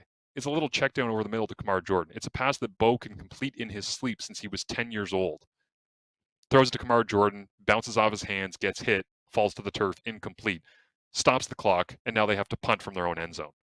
It was like, you've got to be kidding me. This is the most basic, fundamental stuff that they have done for years and had success. And I pull for Kamar Jordan. I think he's a good dude, good player. But yeah, the struggles of him and not getting Begelton more involved, I'm really looking big picture right now with the Calgary Stampeders passing attack and thinking, if you don't have Richie Sindani in, if Jalen Philpott's not making 2 or 3 splash plays for you a game, if Hakan Avanu's not catching a jump ball, what are you? Because when I did the Calgary-Toronto game, I looked at total passing yardage for receivers. Calgary didn't have a single receiver in not just the top 10, in the top 15. Again, 9-team league. They didn't have a receiver for yardage in the top 15. Reggie Begelton was 19th in the CFL going into last week. Like, that is unacceptable considering who you have in your offensive huddle. Well, hopefully that continues from a Bombers perspective tonight. Yeah. I mean, the Bombers had that crazy run through the first 10 games, no buys, a game that people around here still can't believe they lost. I mean, did everything that you need to do to win the game. And listen, I guess kicks happen like that, unfortunately, and better to happen when you're 9-0 than in a playoff game. But they've just had their first bye week. Personally, I'm really looking at the offensive line, who I think, sort of saw some wear and tear in that game against Montreal. But what do you expect to see from the Bombers coming out of their first bye week? And of course, offensively, you mentioned Dalton Schoen with probably the go-to guy with Greg Ellingson now back on the 6th game after such a great start to the season with that connection rekindled with Zach. Yeah, it's a great point by you about the offensive line, because I remember the first game of the year, I believe, was Winnipeg against Ottawa, and Mike O'Shea was not happy with how the offensive line played. So we did the Zoom calls leading up to kickoff in week 2, which I was doing that game in Ottawa, and he just said they did not play to the standard that we have set within this organization. And he has a high bar, but he really just asks everybody to hold themselves accountable to it. So when I saw the way that they played against Montreal, and even kind of off topic, but I interviewed Orlando Steinauer yesterday ahead of the Argos Ticats game I'm doing on Friday night. And I said to him, I'm like, hey, I know that you're not playing Montreal this week, but what was it about Montreal's defensive line that you were concerned about? And he just goes, interior push. He's like, that's the whole thing. Like, if you do not have the ability to anchor against those players on the inside, whether it be Armando Sewell or otherwise, like, it's no disrespect to the ends they have in Montreal, but like they're going to eat you up. They're going to get to the quarterback. And I actually wrote an article on CFL.ca coming out of that Winnipeg loss on like how Montreal beat the Bombers. And the number one thing that I came away with was they made Zach have to earn everything. Like it was exhausting watching him, because even if he had a great completion, like the touchdown throw to Dalton Schoen where he's rolling out to his right and he drops it in on the corner route, or he was kind of scramble rules, it wasn't the initial corner, but I looked at that and it was like the pocket collapses from kind of like left guard, and then he has to escape that. And as he does, he can't get outside because there's contained. So he steps up in the pocket. And when he steps up in the pocket, now he's got to get out and he's flushed. So he rolls to his right. And just before he's about to let go of the football, all of a sudden, there's Pickett, Darius Pickett, that comes in to knock him as hard as he possibly can. And he has to be like fading away, sidearm, throw the ball 30 yards on a rope. And he does, because he's Zach Collaros and he does things like this. But he had to do that multiple times in that game. Like I want to say at least 40% of his completions in that game were scramble rules, where he was rolling to his right and trying to find a receiver on the sidelines. Thankfully for Bombers fans, he's really damn good at that, and so are his receivers at understanding where and when they have to go. But I look at that and think, man, if any team can try and fold that pocket up and force Zach over and over and over and over again to try and create, I think that's how you create some real tension on that offense, because Zach is going to do that to you inevitably on second down 2 or 3 times a game. But if you can force him to do it on first down 5 or 6 times a game, that gets really tiring as a quarterback, and not just physically. Like that's where you're standing in the shotgun. I've been there. You're standing in the shotgun, go, wide 80, snap comes up, and as the snap comes up, you're going, okay, where's the pressure coming from this time? Like it's kind of what Fajardo's doing at times in Saskatchewan right now, where he's not even looking to go through progress his reads. He's like, first I have to beat the rush with my feet, then I can think about where to find people down the field.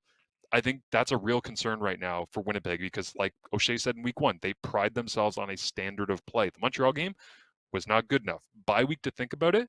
What do we see tonight against a pretty good interior defensive line again, right? Like you got Mike Rose in there, Derek Wiggin, the veteran Canadian, Falarna Rimolade is going to be flying off the edge. You got Sean Lemon, Cam Judge blitzing off the edge. You got Jameer Thurman on the inside when he's healthy. Like they've got bodies to get after him the same way that Montreal did. Well, and I just think back to that game, and this is part of the reason why I think there still is and should be so much confidence in the Bombers, even in a game where, they did get worked a little bit on the line of scrimmage, especially through the first 3 quarters. You get to the 4th quarter in a close game, the first thing they do is go for a 100-yard touchdown drive. They end up turning the football over, getting it back again, and eating up the clock the last 3-4 minutes and putting yourself in a spot where you should win 99 times out of 100. And it didn't happen. But, maybe the biggest play of the game offensively for the Bombers was one of those plays where Zach had no business completing a pass, never mind a beautiful touchdown pass, but there was Dalton Schoen in the end zone. And I wanted to ask you about Schoen, because he's really been the revelation so far this year for the Blue Bombers. Just how good is he? And when you run the tape, what has made him so effective in his breakout rookie season here in the CFL? Yeah, great question. And I'm glad you asked, because I've actually spent a decent amount of time trying to figure out what in the hell is happening with this dude wearing 83. Because it's an anomaly to me. We just do not see this, other than like Brandon Zylstra is the last time I can think of a player that had this type of impact. And when I put together kind of like an efficiency chart on the landscape of CFL receivers back, I think it was at the end of week 8, Dalton Schoen was essentially the same player that Greg Ellingson is in this offense. And if you would have told me in February, hey, Kenny Lawler's going to leave for a bunch of money at Edmonton, we're going to backfill with Greg Ellingson, and we're also going to get another guy who you don't know his name, but he's going to have the exact same impact as Greg Ellingson, I'd be like, sorry? Like someone is gonna impact the game the same way as Ellingson, and I don't even know who he is. I've never heard of him. So when I watch him, it's been an interesting evolution, because when he was with Ellingson, that's when he was most dangerous, because he was playing the Robin to the Batman. Then Ellingson goes down. He has to become Batman. He has to be the absolute number 1 guy.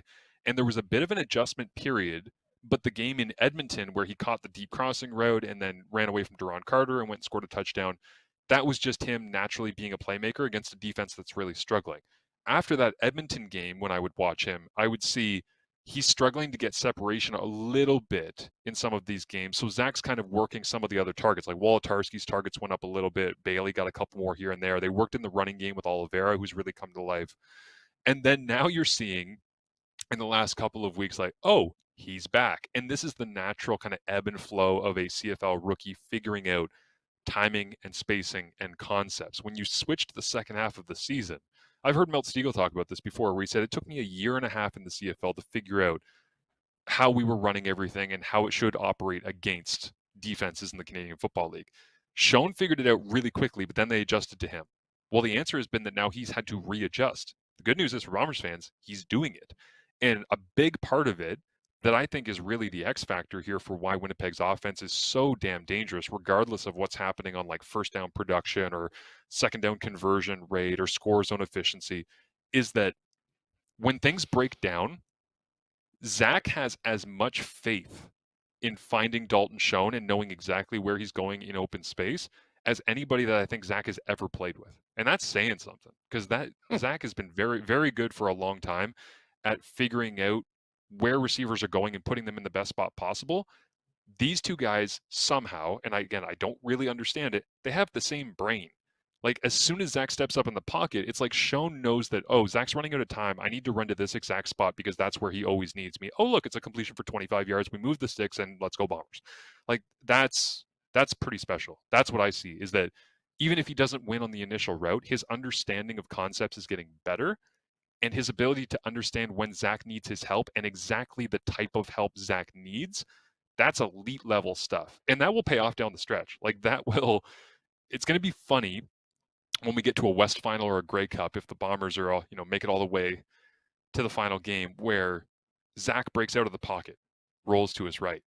And the defense has been told all week, listen, when Zach breaks the pocket, he's looking for Dalton Schoen. You're going to have like 3 defensive backs that are going to all run to Dalton Schoen and they're going to take away the sideline. They're going to take away in front. They're going to take away the deep ball if he turns up and runs. And Rasheed Bailey's just going to be like standing alone somewhere 40 yards down the field, like, hello, everybody. I'm over. So I think that's going to be kind of funny to watch as the year goes on, where people start to try to take away their natural playmaking ability, and other guys are going to be. You're going to see Nick Dembski at one point, I'm sure, where like Zach's rolling to his right and just goes, oh, there's Nick back in the middle of the field with absolutely nobody there. So it's been really funny to watch teams almost overcorrect because Schoen has put so much pressure on them. Marshall Ferguson is with us. Marshall will be calling tomorrow's game between the Ticats and Argos on TSN, 6:30 start here in Winnipeg. Marshall, this has been a lot of fun. Quickly before we go, I do have to ask you about the 4-down game, NFL season just around the corner. You, of course, are a card-carrying member of the Mafia. The Bills, big in Southern Ontario. And the Bills are Super Bowl favorites right now. What's the confidence level? Is this the Bills' time, or is the Mafia quietly expecting disaster with all these heightened expectations after an amazing season that got taken out by a miracle from Patrick Mahomes in the playoffs last year? Dude, there ain't nothing quiet about the Mafia. Let me say that first. It doesn't matter if it's social media. It doesn't matter if it's in the stadium. Did you see their preseason game against the Broncos? Like, I was getting ready to call the Calgary-Toronto game, and I flipped it on. It was like a sellout. Like, people are so excited about this, that preseason football, and Josh makes this stupid, ridiculous throw, Josh Allen, where we're on a first-name basis, me and Josh. It's what his friends call him. So, but Josh makes this ridiculous throw where he gets kind of similar to Collaros, but in a different way, right? Because Collaros, when he breaks the pocket, he wants to run to the sideline and find a safe throw. Josh has so much confidence in his arm strength that he sees a receiver running through the middle of the field, but he gets pressure. And he knows immediately, oh, I'm going to get to that guy, but I'm going to get to him not in like one window over between the linebackers or between the linebacker and the free safety. I'll get to him in like 3 windows when he's 45 yards down the field. So you can see Josh just like buying time, spins out to his left, throws an absolute bomb, touchdown Bills, stadium goes insane. And I'm like, if the Bills look like anything remotely close to that for the majority of the year, I'm nervous as all hell, because we're not supposed to have expectations. Like, we're supposed to be the lovable team that Tom Brady beats up, and everybody goes home at the end of the day being like, well, we won the tailgate. That was the best part. Good job, everyone. Like, that's what Bills Mafia has been about my entire life. And now I'm looking at all these sports books, and it's like, Buffalo Bills, favorites to win the Super Bowl. I'm like, oh my God, how do we even handle that? So I don't think people know how to emotionally react that are Bills fans and are continuously being told by major news outlets, your quarterback is the MVP favorite and your team is the favorite to win the Super Bowl. And we're all like, that sounds really cool. What does that mean? Because we're not familiar with how those emotions are supposed to feel. How do you feel about your boy Tom Brady ditching his team for 2 weeks to go on The Masked Singer? I think if anybody watched the documentary that was on Facebook that was made by Deepak Chopra's kid, that you would realize that Giselle has been, I want to say, influencing, is to put it lightly, for quite some time, that it's time for Tommy to wrap it up and come home and hang out. He retired and for that, 6 weeks. well, I mean, that was just Dolphins tampering. Let's be real. That wasn't. That had nothing to do. That was a long play, I think, more than anything else. But when I saw that it was for personal reasons, my first thought was that his mom, who has gone through cancer and chemo and all the rest, like, I was actually concerned that it might have been like a health emergency. And very quickly, I'm like, no, they just booked a vacation somewhere in South America, and Giselle told Tom, like, you're coming. It doesn't. I don't care. It was you're pre-planned before training camp. This was not something serious, a health matter, No. or that anything like that with the family member. And it's not, I don't want to paint her as like some domineering control freak, but it's very obvious in that Tom versus Time documentary where he's asking the question consistently of how long can I play? How long can I play? And in that documentary, there was footage. They had a camera crew come down and shoot him as he was working with Julian Edelman in the forests of Peru in the offseason. And the reason he was throwing a football in the forests of Peru wearing his Patriots helmet and his shoulder pads was because, and again, I'm a Brady nerd, so I've watched all of this stuff, is that he was trying to get work in while appeasing his wife wanting family time. So the deal has always been, I'll go anywhere with you in the off season, but at some point I got to be able to get my work in. So I'm going to travel with my Edelman's pads. coming too. I'm going to fly in my boys, and we're going to get our work in wherever we need to. And I think it's gotten to the point where she's allowed him to do that for like 5, 6, 7 years, being like, it's going to end, it's going to end, it's going to end. And it's never ending. And it probably got to the point where she's like, listen, I'm planning a vacation. It's in the middle of training camp and you're coming. And I've been very understanding for 7 years. You're coming and you're going to have a great time with me. I don't care what the expectations of your team are. So yeah, as soon as I saw him bailing and leaving for a couple of weeks, I'm just like, that's just, he's a human. As much as Tom Brady is the greatest of all time, he is a human male who is in a relationship with a woman who loves him, with kids that he wants to spend time with, and his work commitments got in the way. And he said, not today, work commitments. I'm going to leave. And because of the job he has, we made a huge deal about it. In reality, it's just a human being trying to get away on a little vacay. Good gig if you can get it. Marsh, this has been an awesome chat. Thanks so much. Looking forward to the game tonight. Enjoy and have a great call tomorrow in the Battle of Southern Ontario between the Ticats and the Argos. Let's do this again soon, pal. Thank you, Hustler. Appreciate it as always, man. Oh, man. Awesome stuff from Marshall Ferguson. Looking forward to hearing his call of Argos Ticats tomorrow on TSN, and just phenomenal insight. All right, we've talked a lot of football. We are going to get to some hockey and maybe a hole-by-hole run-through of the 8th flight of the Tamarack Golf Tournament in a moment. Weber's on deck. But do have to thank our friends at Not Auto Corp. Great sponsors, the Bombers, and, of course, Winnipeg Sports Talk since day one.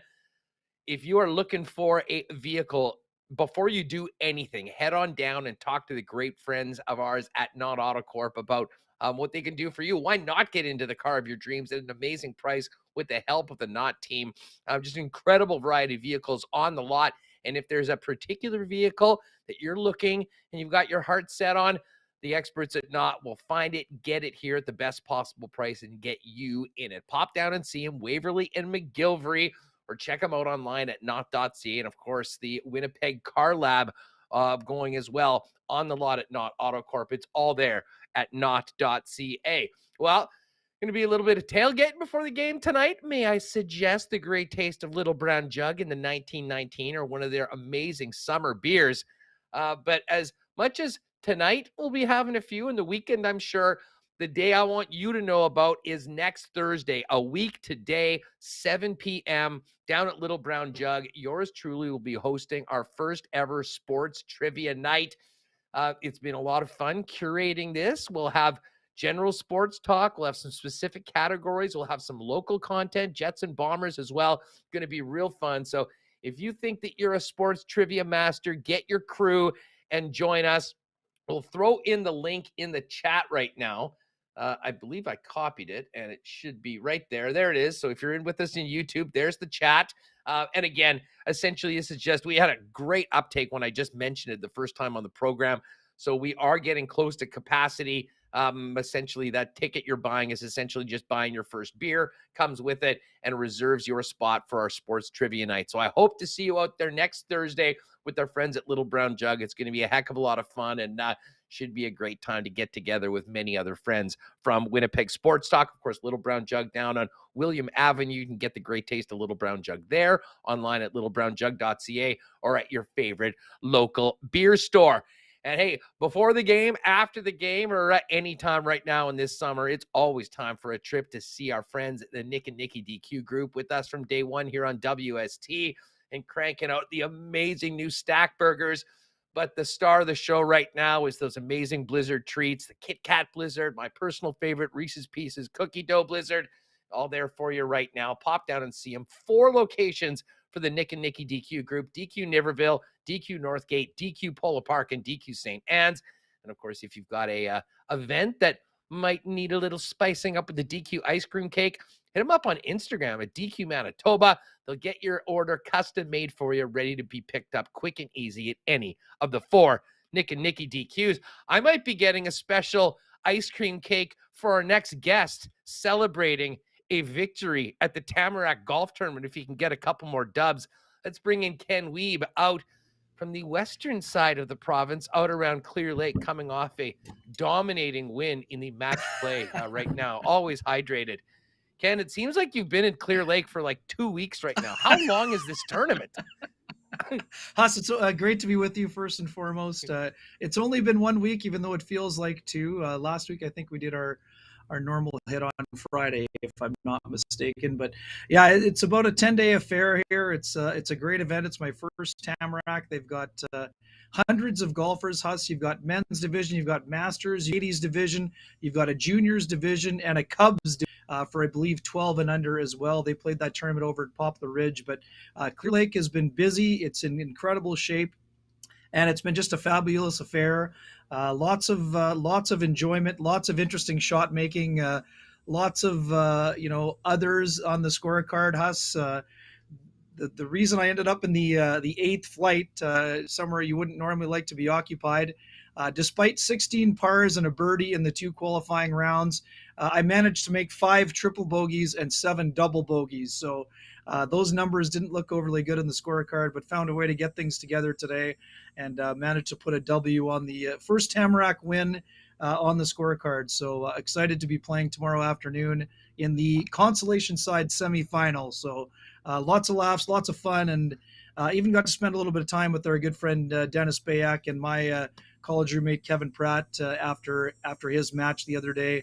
Dennis came up to Clear Lake. Marshall just talking about TB12, just want to be a guy on vacation. I'm enjoying that right now. KP is as well, and it was great to see Dennis, obviously, in his semi-retirement, getting up here to Clear Lake to spend a little bit of time as well. It's such a beautiful place, especially at this time of year. Dennis, well, speaking of Tom Brady, Dennis isn't thinking about pulling a Tom Brady and just have like a 6-week semi-retirement, and then, my God, that's Dennis Bayak's music when the Jets drop the puck this season. That's been one thing interesting. We haven't heard a lot about this, the replacement filling the huge shoes of Dennis for the upcoming season yet. I'm very intrigued, as most Jet fans are, as to who's going to be calling the games. Yeah, Huss, so am I. I think that maybe the big boss over at TSN, I think Paul Graham would probably like Dennis to consider a Tom Brady-like comeback as well. But yeah, still not a whole lot of whispers in terms of candidates. I know there's a few people in the mix still, but I don't think a decision has been made. But training camp is just around the corner here, Huss, so I would expect there would be someone named fairly shortly as well. We know that TSN has a couple of big sets of shoes to fill on the broadcast coming up this year, and I'm sure they're going to do their best to fill it with some quality candidates. But again, having worked with both of those excellent human beings and professionals, those are that's a pretty big part of the broadcast there. Well, I can tell you, I mean, I've been waiting for my phone to ring. I think the incredible play-by-play I've done on multiple marble races on Winnipeg Sports Talk throughout the year would have put myself right in the running, but apparently it hasn't rang just yet. Let's get to the puck for a minute, and I'm sure you've had a ton of conversations about the Jets. I'm sure every time people are asking you, what's up, what's going on? I'll just ask you that. I mean, are you hearing anything? I'll say this. I mean, it's been shockingly quiet around the Jets for the last little while. And, there's a lot of things that we expected to happen, a movement of a defenseman and maybe a little bit of support for a forward group that's now lost Paul Stastny as well. But it has been crickets so far. Should we still expect something to happen, Ken, or maybe our expectations were misplaced? Well, it's a good question, Huss. I do think if we're looking at those free agent lists, I believe there's probably some people sitting at home looking for a contract that are hoping that the Jets could be one of those teams that get the pen and the ink out for a contract or two. And I mean, we've been discussing this for months now, Huss. I can't believe the Jets aren't going to make a move on the blue line before October 11th or whenever that opener is. And I would imagine it would be closer to training camp or once camp is rolling. It just seems like the calendar is a little bit, things are moving at a little bit more of a snail's pace. I even just look, I mean, Paul Stastny, Huss, is a guy who had 21 goals last year, and it took him until August 24th to get his contract done. And we knew Paul was going to be patient. And yes, we know that he's 36 years old, but this is a guy who's still a very productive player. So yes, I know that Paul Stastny was going to be selective, but boy, oh boy, I wouldn't. If you had told me the over-under was August 23rd or 24th, I would have been pretty comfortable on the old cool bet lines of betting the house on the under. But he found himself a good spot. Colleague Elliot Friedman reporting today that Vegas offered him a little bit more money, and he chose the Carolina Hurricanes. And what we know about Paul Stastny from his conversation at the end of the year, he was looking to go to a place where he felt the team was a contender. I mean, the Carolina Hurricanes have been in the mix for the last several seasons. They haven't been able to push through in the playoffs, but I think that this is a very smart addition by the Carolina Hurricanes. They've been a team that doesn't have a lot of, they're gaining playoff experience, but this is a guy who can help out in a variety of roles. He can play center, he can play the wing, he can play on your first or second power play, he can kill penalties, he can give you 15 to 17, 18 minutes if you need him, he can play up and down the lineup, and he brings a leadership component to the mix as well. So I think it's another quality signing by the Carolina Hurricanes. Again, I mean, a lot of people are saying, oh, well, at 1.5, why didn't the Jets just sign him? Well, quick one on that, Huss. The Jets are going to miss Paul Stastny. There's no doubt about that. But, I mean, the same people saying, why didn't you Paul Stastny, are the people that are saying you need to make room for Cole Perfetti. So it's hard to have one without the other. And unless you wanted to play Paul Stastny on the third line with Adam Lowry and Mason Appleton, I mean, there's not really a spot for Paul Stastny in the top six as of right now today, the way the roster is constructed. So, and again, you want to make room for David Gustafsson, right? I mean, well, I'd rather have 7 top 6 capable players than 6. Sure. All around. For sure. I know where you're coming from. Do you think they tried to get Stastny? I mean, were the Jets trying to get him back, or did they make a decision knowing what he said at the end of the season that maybe he was going to go find greener pastures and go for I joked on the show earlier this week because, I mean, I'm a big fan of Paul Stastny. I think he's a big loss on and off the ice. But it was one of two things. Either, once again, they offered more money and he went somewhere else, which isn't a great storyline, or they didn't try to get him at all. And I think that would sort of rub people. I mean, it's a bad news story no matter what, in my opinion.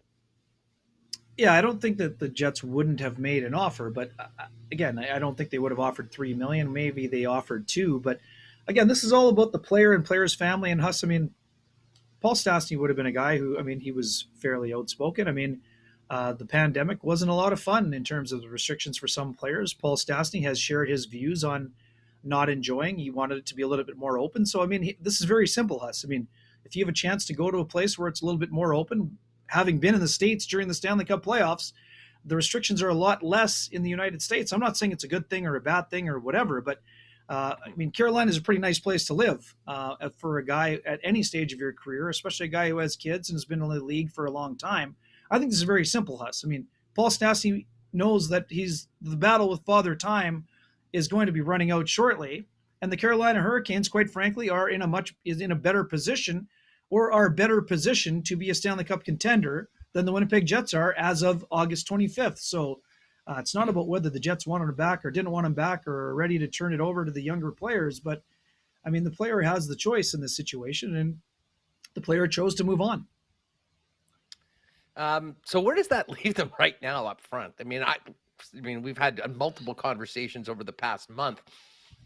I mean, I sort of feel like they could really use another player or two up front. I mean, they're very thin right now when it comes to the forward group. And we talked about that logjam on the blue line, and what the logic would tell you, you move one of those defensemen, maybe you take on a little bit more salary and you get someone into it to supplement that group. But that being said, right now, at least on paper, there's going to be a lot on Jansen Harkins moving up in the lineup. I think Morgan Barron is going to be relied on, David Gustafsson as well. But I mean, essentially with Vesalainen essentially gone, you've got Toninato, you've got Christian Reichel. Who knows? Maybe a guy like Jeff Malott takes advantage of a good training camp and gets a chance so far. But who did you say, if this is the way the forward group's looking at, where's the biggest opportunity right now for the team that will absolutely have to have guys step up to take the spots of some pretty important players that have left both at the trade deadline and off season?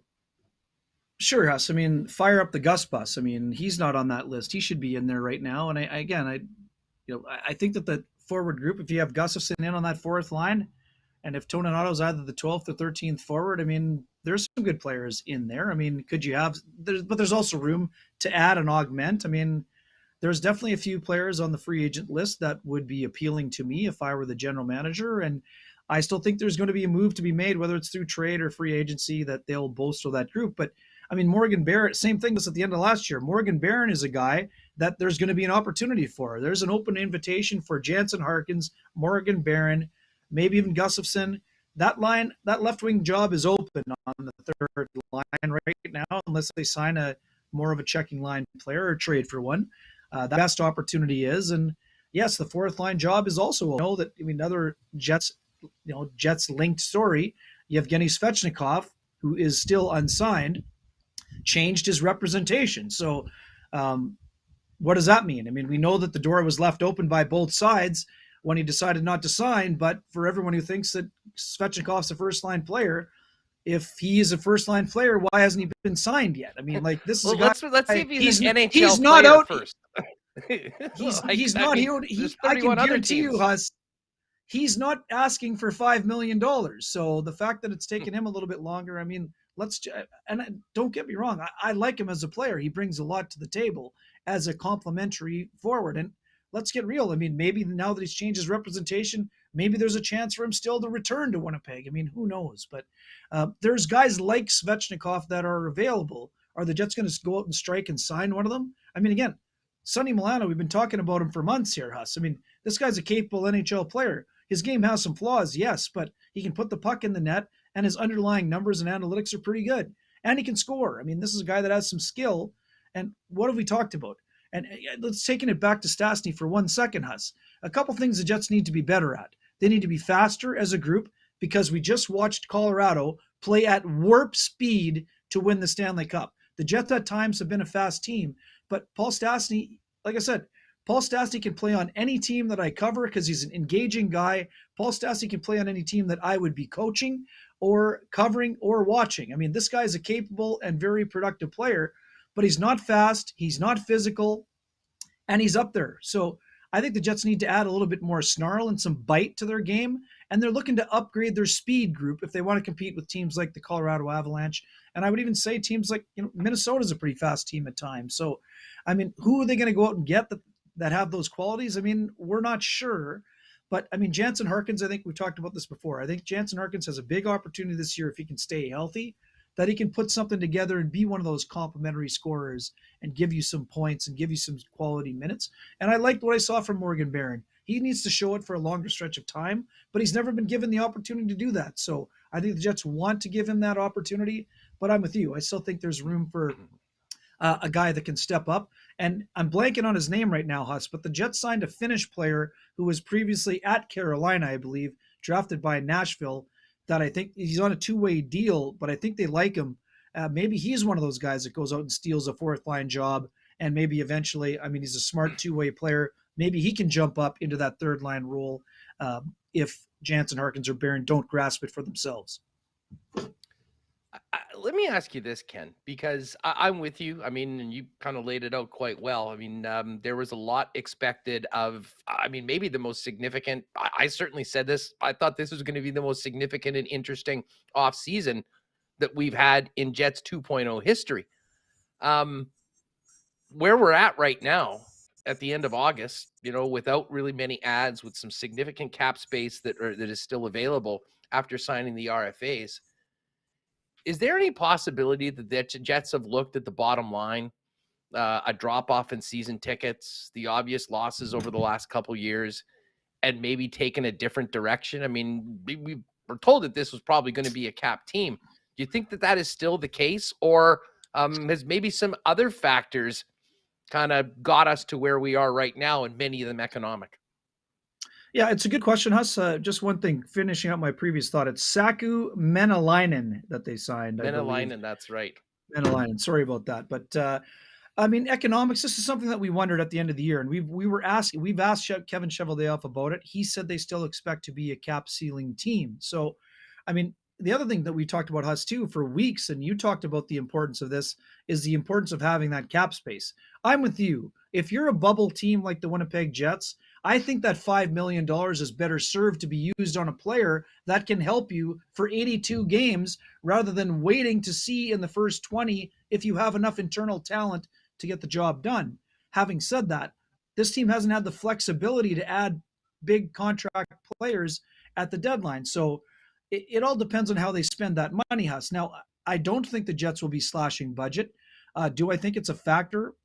I mean, the Jets, people are saying, oh, well, they should have bought out this or that or the next thing. I mean, the Jets have used the buyout on one contract in 11 seasons. So I don't think we should be surprised the buyout wasn't used. So now it comes down to what's going to happen. I mean, we know the Jets have made offers to significant players like Calle Yarncroke and Danton Heinen, who chose to sign elsewhere for less money. Now, how do you spend that next $5 million? I mean, that's going to determine whether or not it's been a productive offseason. I mean, you're right. I mean, almost every other person at the Tamarack here wants to talk about the Jets. And are you hearing anything? Are you hearing this? Do you have any inside news? I mean, as I always say, Huss, the inside news that I have, I report. So, but I appreciate the passion and people asking about it. Do I expect the Jets to go in with this roster? No. I mean, I've been saying this for months. And I mean, is it possible that I'm wrong? Of course it's possible. I just don't think that the Jets are going to roll the dice and take that kind of a chance, knowing what's at stake in these next two seasons, and especially this one. But back to your original question, I expect the Jets to spend the bulk of that $5 million before the season starts. Could they leave themselves some room and some flexibility? I expect that to be the case as well. But I don't expect them to do that by sending down Dylan Samberg and Ville Heinola. So again, that means that precipitates they're going to have to move a defenseman. As we've talked about, there are teams that are looking to improve their defense core, but they haven't come up with the offer that has made Kevin Cheveldayoff interested enough to make a deal. I don't think economics are playing a huge role here, Huss. I don't think Kevin Cheveldayoff was told to stop with $5 million left over, but at the same time, he's got to spend that money wisely based on what's happening here. But I mean, I know where you're going with the original question, and lots of people have asked me whether it's in our Sportsnet monthly mailbags or directly via DM. Have the Jets looked at the tea leaves and said, "Oh man, well we're in the mushy middle. Maybe we should change gears and not consider tanking." But maybe they're not going with all the chips to the middle. I don't believe that to be the case, Huss. If this team, again, I've said this for the last year, the Jets aren't in a position to tank, and if they were considering a rebuild, they wouldn't be rebuilding with all of the players that have contracts that expire in 2 seasons. That just doesn't make sense. So I think this team believes in what they have internally. They think that Rick Bowness and his coaching staff will bring an improved structure. You've got another year for Connor Hellebuyck as a dad under his belt. You've brought in a backup that needs to play in that 20 to 22 game range, and David Riddick. Again, David Riddick has something to prove, just like Eric Comrie had something to prove coming into last season. How it's going to transpire and translate to the Jets' success, that we don't know. We know that two teams are openly tanking in the Central Division. So can you be better than one or two of the other teams and get a playoff spot? That's what we're waiting to find out. And I'm with you. I mean, I expected this to be a much more, I wouldn't say volatile offseason, but I thought the winds of change would be blowing through, much like the nice breeze behind me here at the Fowler Inn. But having said that, I think that where things stood with Pierre-Luc Dubois, I mean, if the Jets had signed Pierre-Luc Dubois, now do some other dominoes fall. But like I said to you last week, and having had just over a week to think about it a little bit more, Mark Scheifele, where his mentality was in terms of last week, I think he's in a much better place. What does that mean in the big picture? Does that mean 90-point Mark Scheifele? Does it mean 100-point Mark Scheifele? Does it mean 75-point Mark Scheifele, who's a better two-way player? Now, these are all questions that Jets fans want to have answers to. And also, I would say, Huss, you and I probably want to have answers to those questions. But the guy who really wants to know is Rick Bowness, because Rick Bowness needs to have Mark Scheifele committing to a two-way game. Otherwise, it's going to be a tough sell. You have to have your best players buy in. And if you don't have that, you've got a big problem. So to me, it sounds like Mark Scheifele and Rick Bowness are on a good page. And I would think now we're going to see how that translates on the ice. But like I said to you last week, I expect Mark Scheifele to be the best version of himself. This is a guy whose demeanor was completely changed this year compared to last year. We know there's been a lot of frustration and a lot going on in his life. I think Mark Scheifele's poised for a big year. Now, does that translate immediately into an extra what? Is that 6 points for the Jets? 8? Is it 0? We don't know that. But we know that Mark Scheifele, Huss, you've been saying it for months. Mark Scheifele has the ability to be an impact player. And the Jets don't have a ton of those players on their team. They have a handful of them. And Mark Scheifele, I would, like you said last week on your show, Connor Hellebuck has the ability to impact the game the most. And after that, I would say Mark Scheifele is right up there with Kyle Connor and Pierre-Luc Dubois and Nikolai Ehlers. So I'm expecting Nicky. I said the same thing last year. If he hadn't been hurt, I was pretty confident. I think Nikolai Ehlers is going to hit 40 goals for the first time this year. But again, he needs to stay healthy to do that, and he needs to be meshing with his line mates. So if Ehlers is at 40 and Scheifele is an 80 to 90-point player, I mean, Jets have the potential to be a good team. But the only thing that matters for them, or the biggest thing that matters, is how they defend. And if you continue to give up chances from the home plate area at a reckless pace, this team's in trouble. I mean, they're a bubble team right now. So if you're not better defensively, it could be a long season for them. But they still have all these offensive pieces and weaponry that we thought last year why they put the offseason banner up on Winnipeg Sports Talk Huss. And we were agreeing with you, right? So ultimately, all that matters is what happens on the ice. I think their special teams are going to be improved. And we're going next. I mean, we're going to Vegas next, Huss. I mean, Vegas just went out and got a guy who checks a lot of boxes for a team that had a bad power play and that didn't score enough or didn't get enough complimentary scoring. They went out and signed a guy who does, what does Phil Kessel do well? He's available. He's, he plays almost every single game. He doesn't get hit. He's not a physical guy, but he can score and he can set up and he can run a power play. So, I mean, the Jets haven't gone out and got their Phil Kessel, but we'll see. I have to ask you, why are you bullish on the special teams being improved? I mean, we've lost Andrew Kopp, who might have been the most important guy on both units. Sure. Paul Stastny's gone. There's no one else there. I mean, are the guys just going to be better this year? Well, Huss, I mean, I would say this. I mean, if you look at Scott O'Neill's tenure, I mean, Washington had a really good penalty kill, I think, the last couple seasons here. I think David Gustafson is a very capable penalty killer. I think, like I said, I've said this if he had stayed healthy, he should have been helping the Jets penalty kill last season if he had been healthy. So I expect him to help that unit. I think you're going to have some fresh ideas with Brad Lauer. I expect Brad to be running the power play with some help from Rick Bowness.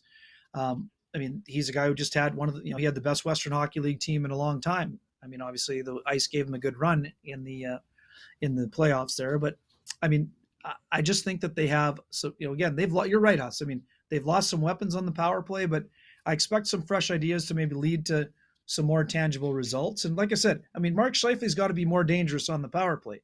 This is a guy that has a great shot. He's got good vision. And now you're going to have to click with certain guys. Maybe you're going to make a couple of tweaks here. I think this is the year Nikolai Ehlers is going to be on the first unit, Huss. And to me, if Nikolai Ehlers is playing the power play more, your power play is going to be better.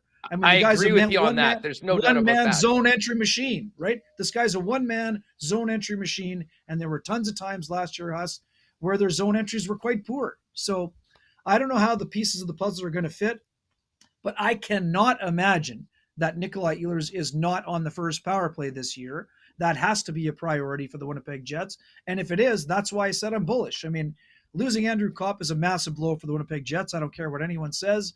Lots of people have said to me they don't think he's a top 6 player. I say I disagree quite vehemently, but we can agree to disagree. But what we can agree on is what you said, Huss. There aren't many players in the NHL who can play both special teams units very successfully, and you can put him in any area. You need Andrew Kopp in front of the net, play him in front of the net. You need him on the penalty kill, he's on your first unit. You need him on the second unit, you can put him there. He's a shooter when you can use him. So who's going to step up and fill that role? I'm not sure, but what I know is that the Jets have a bunch of guys who have wanted to be on the power play that as of today, they'll be getting a better chance to do so. And what I'd also like to see, us, I'd like to see the Jets go back to a 2 defenseman system on one of those units. I like Ville Heinola on the power play. He is a very efficient puck mover. He can shoot a one-timer pretty effectively. So if you don't want to use him at the top running it, then put him on the half wall in the second unit if you got Nikolai Ehlers on the first. So I think the Jets have skilled players, and I think they're going to find a way to be a little bit more effective on the penalty kill as well, whether that's systems or a change in personnel. I mean, we'll see what happens, but one of the other things we know about Rick Bowness, he likes to lean on some of he likes to spread out the ice time. They're going to need to get the fourth line some minutes, but wouldn't be surprised to see a guy like Pierre-Luc Dubois get involved in the penalty kill. He likes to have his horses very involved in the game, and I think that's a good thing for the Winnipeg Jets. But again, having said that, if that is the case, you need a capable fourth line that can give you more than 5 to 7 minutes a night. You need to be in that 8 to 10 minute range if you're going to lean on those other guys in the special teams, because they can be some heavy minutes. Ken, you mentioned Dubois. We haven't talked about him very much over the last little while after dominating our conversations for a few weeks earlier in the summer. But now that we've got a pretty good idea that, for the most part, this team is coming back, and we know that, well, many people, myself included, sort of feel like Dubois already has one foot out the door despite being under team control. If they do move on from Dubois, when's that most likely to happen? Or maybe a better way of putting it, what will determine when Dubois is moved by the Winnipeg Jets, if that's how it ends? Yeah, for me, Huss, I'm not in the same boat as you on this one, Huss. I certainly there's a very good chance he's not here after 2 years, and when that deal happens is anyone's guess. To me, I look at this just like it's very similar to what happened with Jacob Trouba. Everyone thought that Trouba had one foot out the door. He came up with 2 of his best seasons after he came back after missing the first part of the year that he was an RFA and had actually asked and a trade was not facilitated at the time. I think that Pierre-Luc Dubois is similar to Trouba in this regard. They're very good at compartmentalizing things, Huss. I don't see him having one foot out the door. There's too much. It's much like it was with Trouba. And what happened with Trouba, for the revisionist history, folks, Trouba, looking for a big and long-term contract, had his most productive season with the Winnipeg Jets, that 50-point season. He had asked for his trade where everyone thought he was already going to be gone. So to me, Dubois knows what's at stake. And so what happened for Trouba? He put up 50, he got traded, he got his long-term deal. Now, is that going to be the same timeline? Does that mean Dubois is gone? Can the Jets somehow convince him? If Pierre-Luc Dubois scores 35 goals and puts up 85 points with Kyle Connor riding shotgun with him, does he have a change of heart? I mean, what if he has a slower start? I mean, there's a lot of variables and factors. Things can change, but I totally understand us. I mean, to me, I don't view it the same as some fans and how you mentioned it. I mean, I think that even if Pierre-Luc Dubois has a sight set on free agency in 2 years, he's going to give his best effort here because there's too much at stake for him. Because if you run the risk of, I'm going to use this word loosely, if you quit on a team, why would the next team want to say, what if Pierre-Luc Dubois changes his mind 2 years in? Now you're locked into an 8-year deal? I mean, there's way at stake for him. And I don't think that Pierre-Luc Dubois was wired that way. I think that No, this no, is a listen, guy, and I'm not again, suggesting, Ken, I'm not suggesting that he is going to half-ass it or do what happened in Columbus at all. When I say he's got 1 foot out the door, I think the writing's on the wall. That, I mean, unless something significant changes, that in 2 years he's not a Winnipeg Jet. And that was the same case with Jacob Trouba. They got down to the final year and they traded him. I mean, listen, Patrik Laine signed for 4 more years in Columbus. We knew what this trade was. And at the day that that trade was made, it came down to this. Whichever team is able to sign their guy and keep them is going to probably be the winners of the trade. Well, Columbus already has their guy, and it doesn't look good for Winnipeg. You cannot lose that guy for nothing. I mean, that would be almost a fireable offense, to be perfectly honest with you. That would be gross negligence to play that out, even as much as you like the guy. So I think that they will realize that if they're not going to keep him long-term, signing him next summer, the latest I could see him being dealt is next year. But at the same time, I think there could be some things this season, depending on how things go with the team. If they know what that situation is, maybe that trade is sped up, because we've talked about it before. A player like Dubois, if you know you're going to deal him and you're in that mushy middle, or you're not a real cup contender, the value of a player like that, for instance, at the trade deadline with 2 playoff runs and a full season before, probably worth considerably more than you might get with 1 year left, with pending unrestricted free agency just around the corner. Yeah, bang on, Huston. Sorry, I that was my long-winded way of saying I know I didn't answer your question. So you're right. I mean, I'm with you. I would think that the most likely time a trade is going to happen, as long as the Jets are in contention, would be next summer, much like Jacob Trouba. But at the same time, yes, I mean, if the Jets are 6 or 8 points out of it at the deadline, Huss, and a contender is calling, then of course the Jets have to listen. And that, again, that's the thing that is going to be very interesting about the season ahead. I mean, do the Jets have a good start? Are they in contention? Who's playing well? Who's struggling? I mean, Dubois holds a lot of the cards here in terms of, he's a foundational piece. If you take out one of the legs on the table, who's either propping up the table or who's letting the table fall? I mean, I'm very curious. I'm with you. I mean, the thing about Dubois taking the qualifying offer, signing the 1 year deal there, I mean, it's interesting because his number is probably a little bit easier to handle for some teams compared to others, right? But you only get him for the 1 year, then you have the risk of arbitration. Can you sign him long-term? All of those things. But I'm telling you right now, every team in the NHL wants center depth. And if you have Pierre-Luc Dubois as your 1B, you're a much better cup contender, which is why the Jets wanted to keep him long-term in the first place. But yeah, you're right, Huss. I mean, Laine did sign on the dotted line for 4 more years. So what are the Jets going to turn Patrik Laine into, right? I mean, if Dubois is not sticking around, you better win the next deal, or you're right. I mean, those are the kind of moves that get a general manager in trouble. And let's not kid ourselves. Kevin Cheveldayoff knows what's at stake here, and he knows he has to make a good deal when that time comes if he can't sign him. So, I mean, we expect something to happen there, and I'm with you. I don't see any scenario, even if the Jets are a contender, that the Jets let it ride out like a Johnny Gaudreau situation. And you can't have Patrik Laine turn into nobody other than the extra draft pick that you got in the deal that also included Jack Roslovic. Yeah, and I mean, I'd say that goes the same for Mark Scheifele. Pierre-Luc Dubois is absolutely in that department, and Connor Hellebuck as well. I mean, I'd include Blake Wheeler, but I think they already went down that road this year and found that, they weren't able to move the player, and I don't think that changes next year. Although maybe with 1 year left, if he has a good year, maybe that's a possibility if he's into it. But again, I think his situation is very different than those others.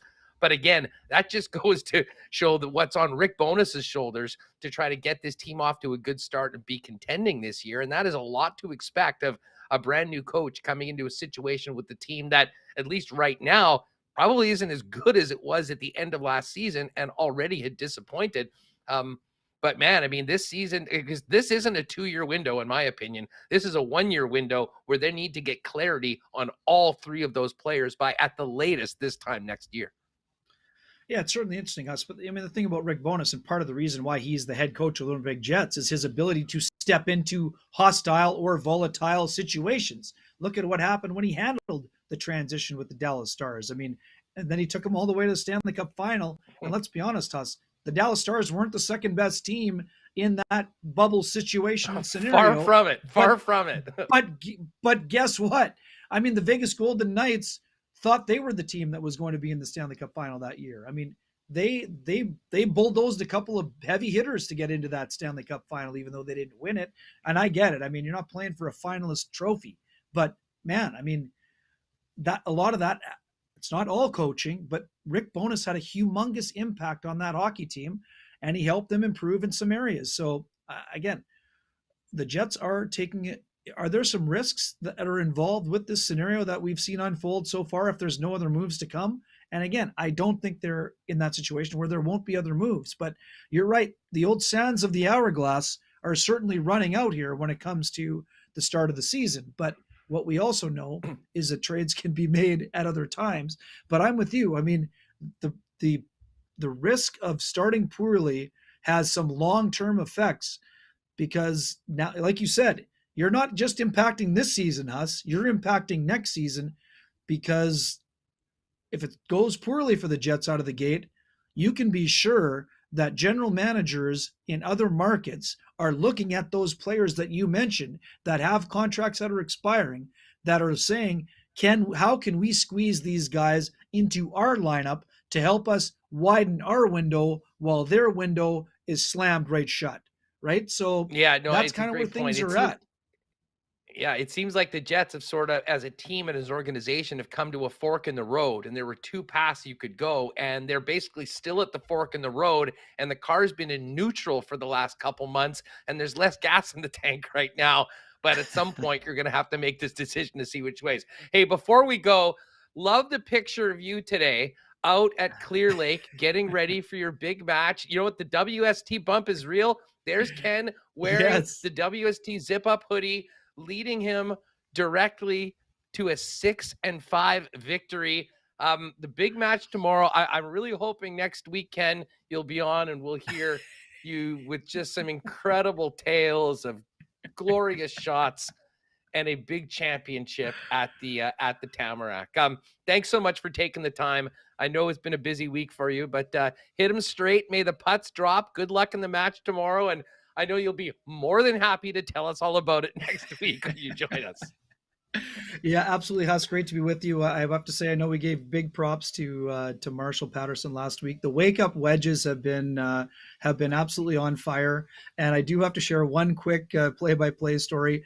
I was up by 3 on the 9th hole at Clear Lake. You played it recently, Huss. I know it's a treacherous green. I had a really good drive, but my approach landed in the middle of the green and spun back off to about 3 yards off.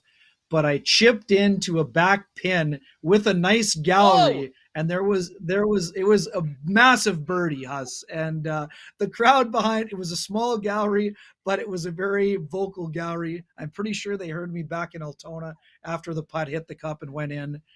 It was quite a scene.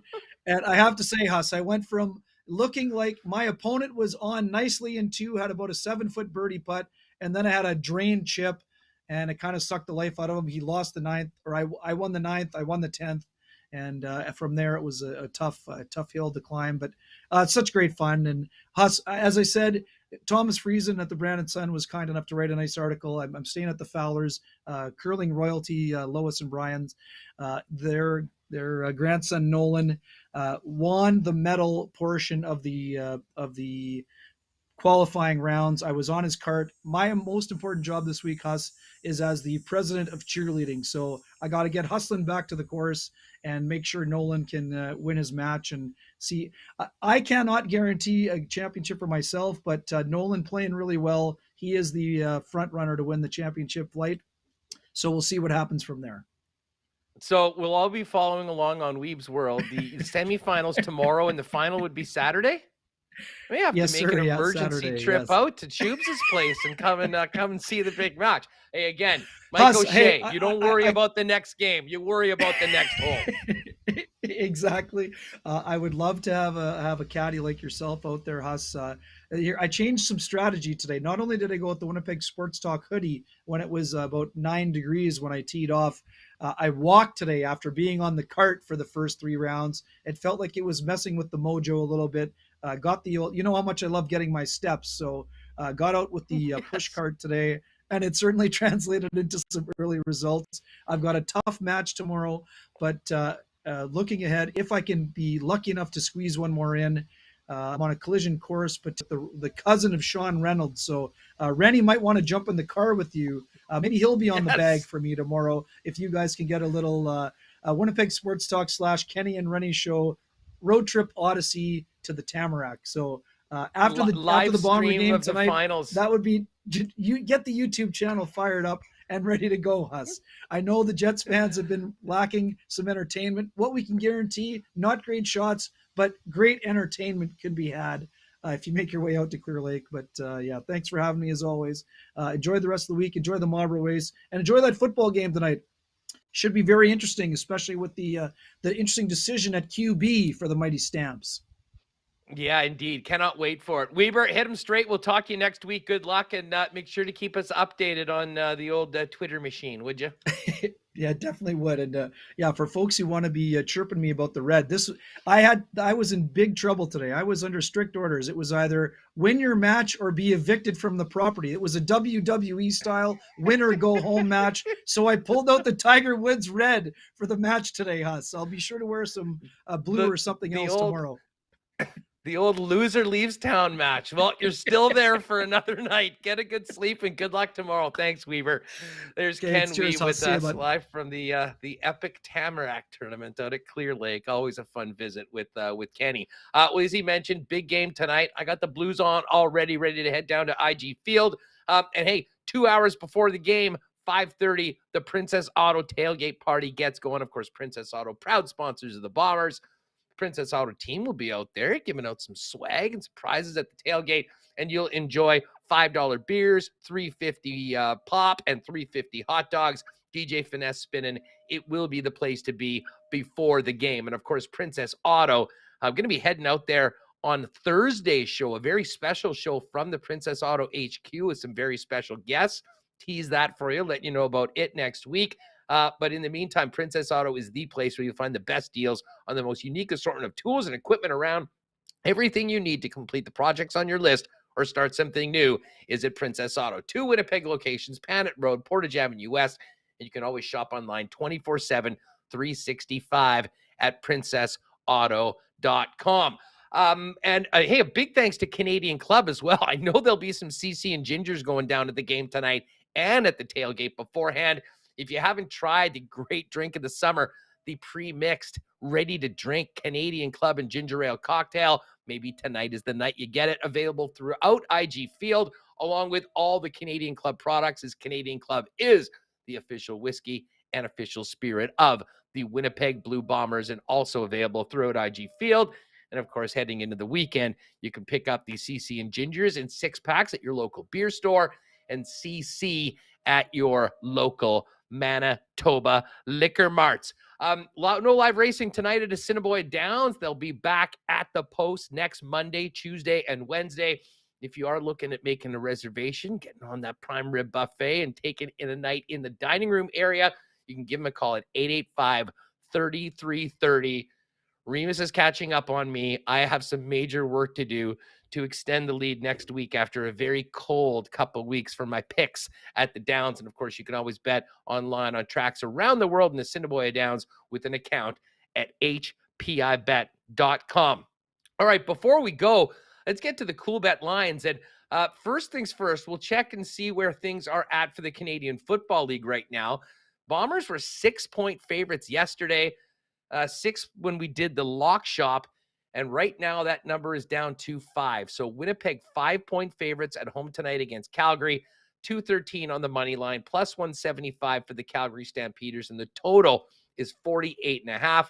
Other games, the game Marshall will be calling tomorrow on TSN. Argos 2.5-point favorites over the Ticats at home. The Lions were 4-point favorites. That's down to 3.5, but still a pretty significant home favorite against Saskatchewan, despite the loss of Nathan Rourke. And the final game of the weekend is the Ottawa Redblacks and the Edmonton Elks. But Bomber fans, I've got a special option for you tonight. I was talking to Pat and Jake over at Cool Bet. He said, let's get a cool bet exclusive for this game tonight. Now, I'll be honest, I'm very nervous about the point spread for this game. When I saw it was 6 and we picked in the lock shop, I actually took Calgary. I think this game will be closer than maybe some people think. I do like the Bombers to win, though. So we've got this cool bet exclusive. Bombers to win on the money line. Dalton Schoen, anytime touchdown. He's scored 4 straight games, 5 touchdowns in his last 4 games, and with no Greg Ellingson, will be the number 1 target, I assume, from Zach Caleros. So we need Schoen to get in the end zone, the Bombers to win, and Brady Oliveira over 68.5 rushing yards. Oliveira had 110 on the ground against Calgary in their last meeting and has gone over the number in the last 3. So Bombers, Brady Oliveira over 68.5, a Dalton Schoen touchdown, plus 250 right now at Coolbet. Go on to Coolbet, click on Coolbet Specials. You'll see the Coolbet Daily exclusive. It's tonight for the Bombers game. I'm on it. If you want to ride with me, do it at Coolbet. If you haven't played at Coolbet before, use the promo code WST when you make your first deposit. We'll give you a 100% bonus up to $200 on your first deposit. Well, speaking of the game, we got to get out so we can get these podcasts up for people to listen to before and maybe while they head to IG Field. Tomorrow on the program, going to be great. Chris Meany's going to jump on. We'll have Lee Hacksaw Hamilton, Brandon Rowicki as well. And speaking of Hamilton, the Hammer himself, Jeff Hamilton, will do a little co-hosting, if you will. He's going to jump on with me at the start of the program. We'll do a full recap of tonight's game and have some laughs as well heading into the weekend. Thanks again to all of you for joining us. Big thanks to Alex, doing an incredible job behind the scenes with Remus away, including battling off the porn bots. There's Remus live. He's out in Australia, I believe, today with that beautiful shirt that Dubs, of course, borrowed from him yesterday for the program. We'll check in on Remus as well tomorrow and see where he's at. But Alex killing it and taking care of, yes, the porn bots that have once again invaded the YouTube chat when Ken Wiebe comes on, and specifically Ken Wiebe and Ken Wiebe only. Great stuff, folks. If you see me at the game tonight, make sure to say hi, and we'll be back tomorrow, 1 o'clock, to break it all down with Hammer, Rowicki, Meany, and Hacksaw. A packed show for a Friday heading into the weekend. Shout out to everyone in the chat. You were hilarious today, as always. We'll see you tomorrow, 1 p.m. Enjoy the game tonight. Go Blue, and have a great night. Oh, my God. Oh! Shut it down. Let's go home. Thanks for tuning in to Winnipeg Sports Talk Daily. Make sure to subscribe on YouTube and your favorite podcast feed at winnipegsportstalk.com.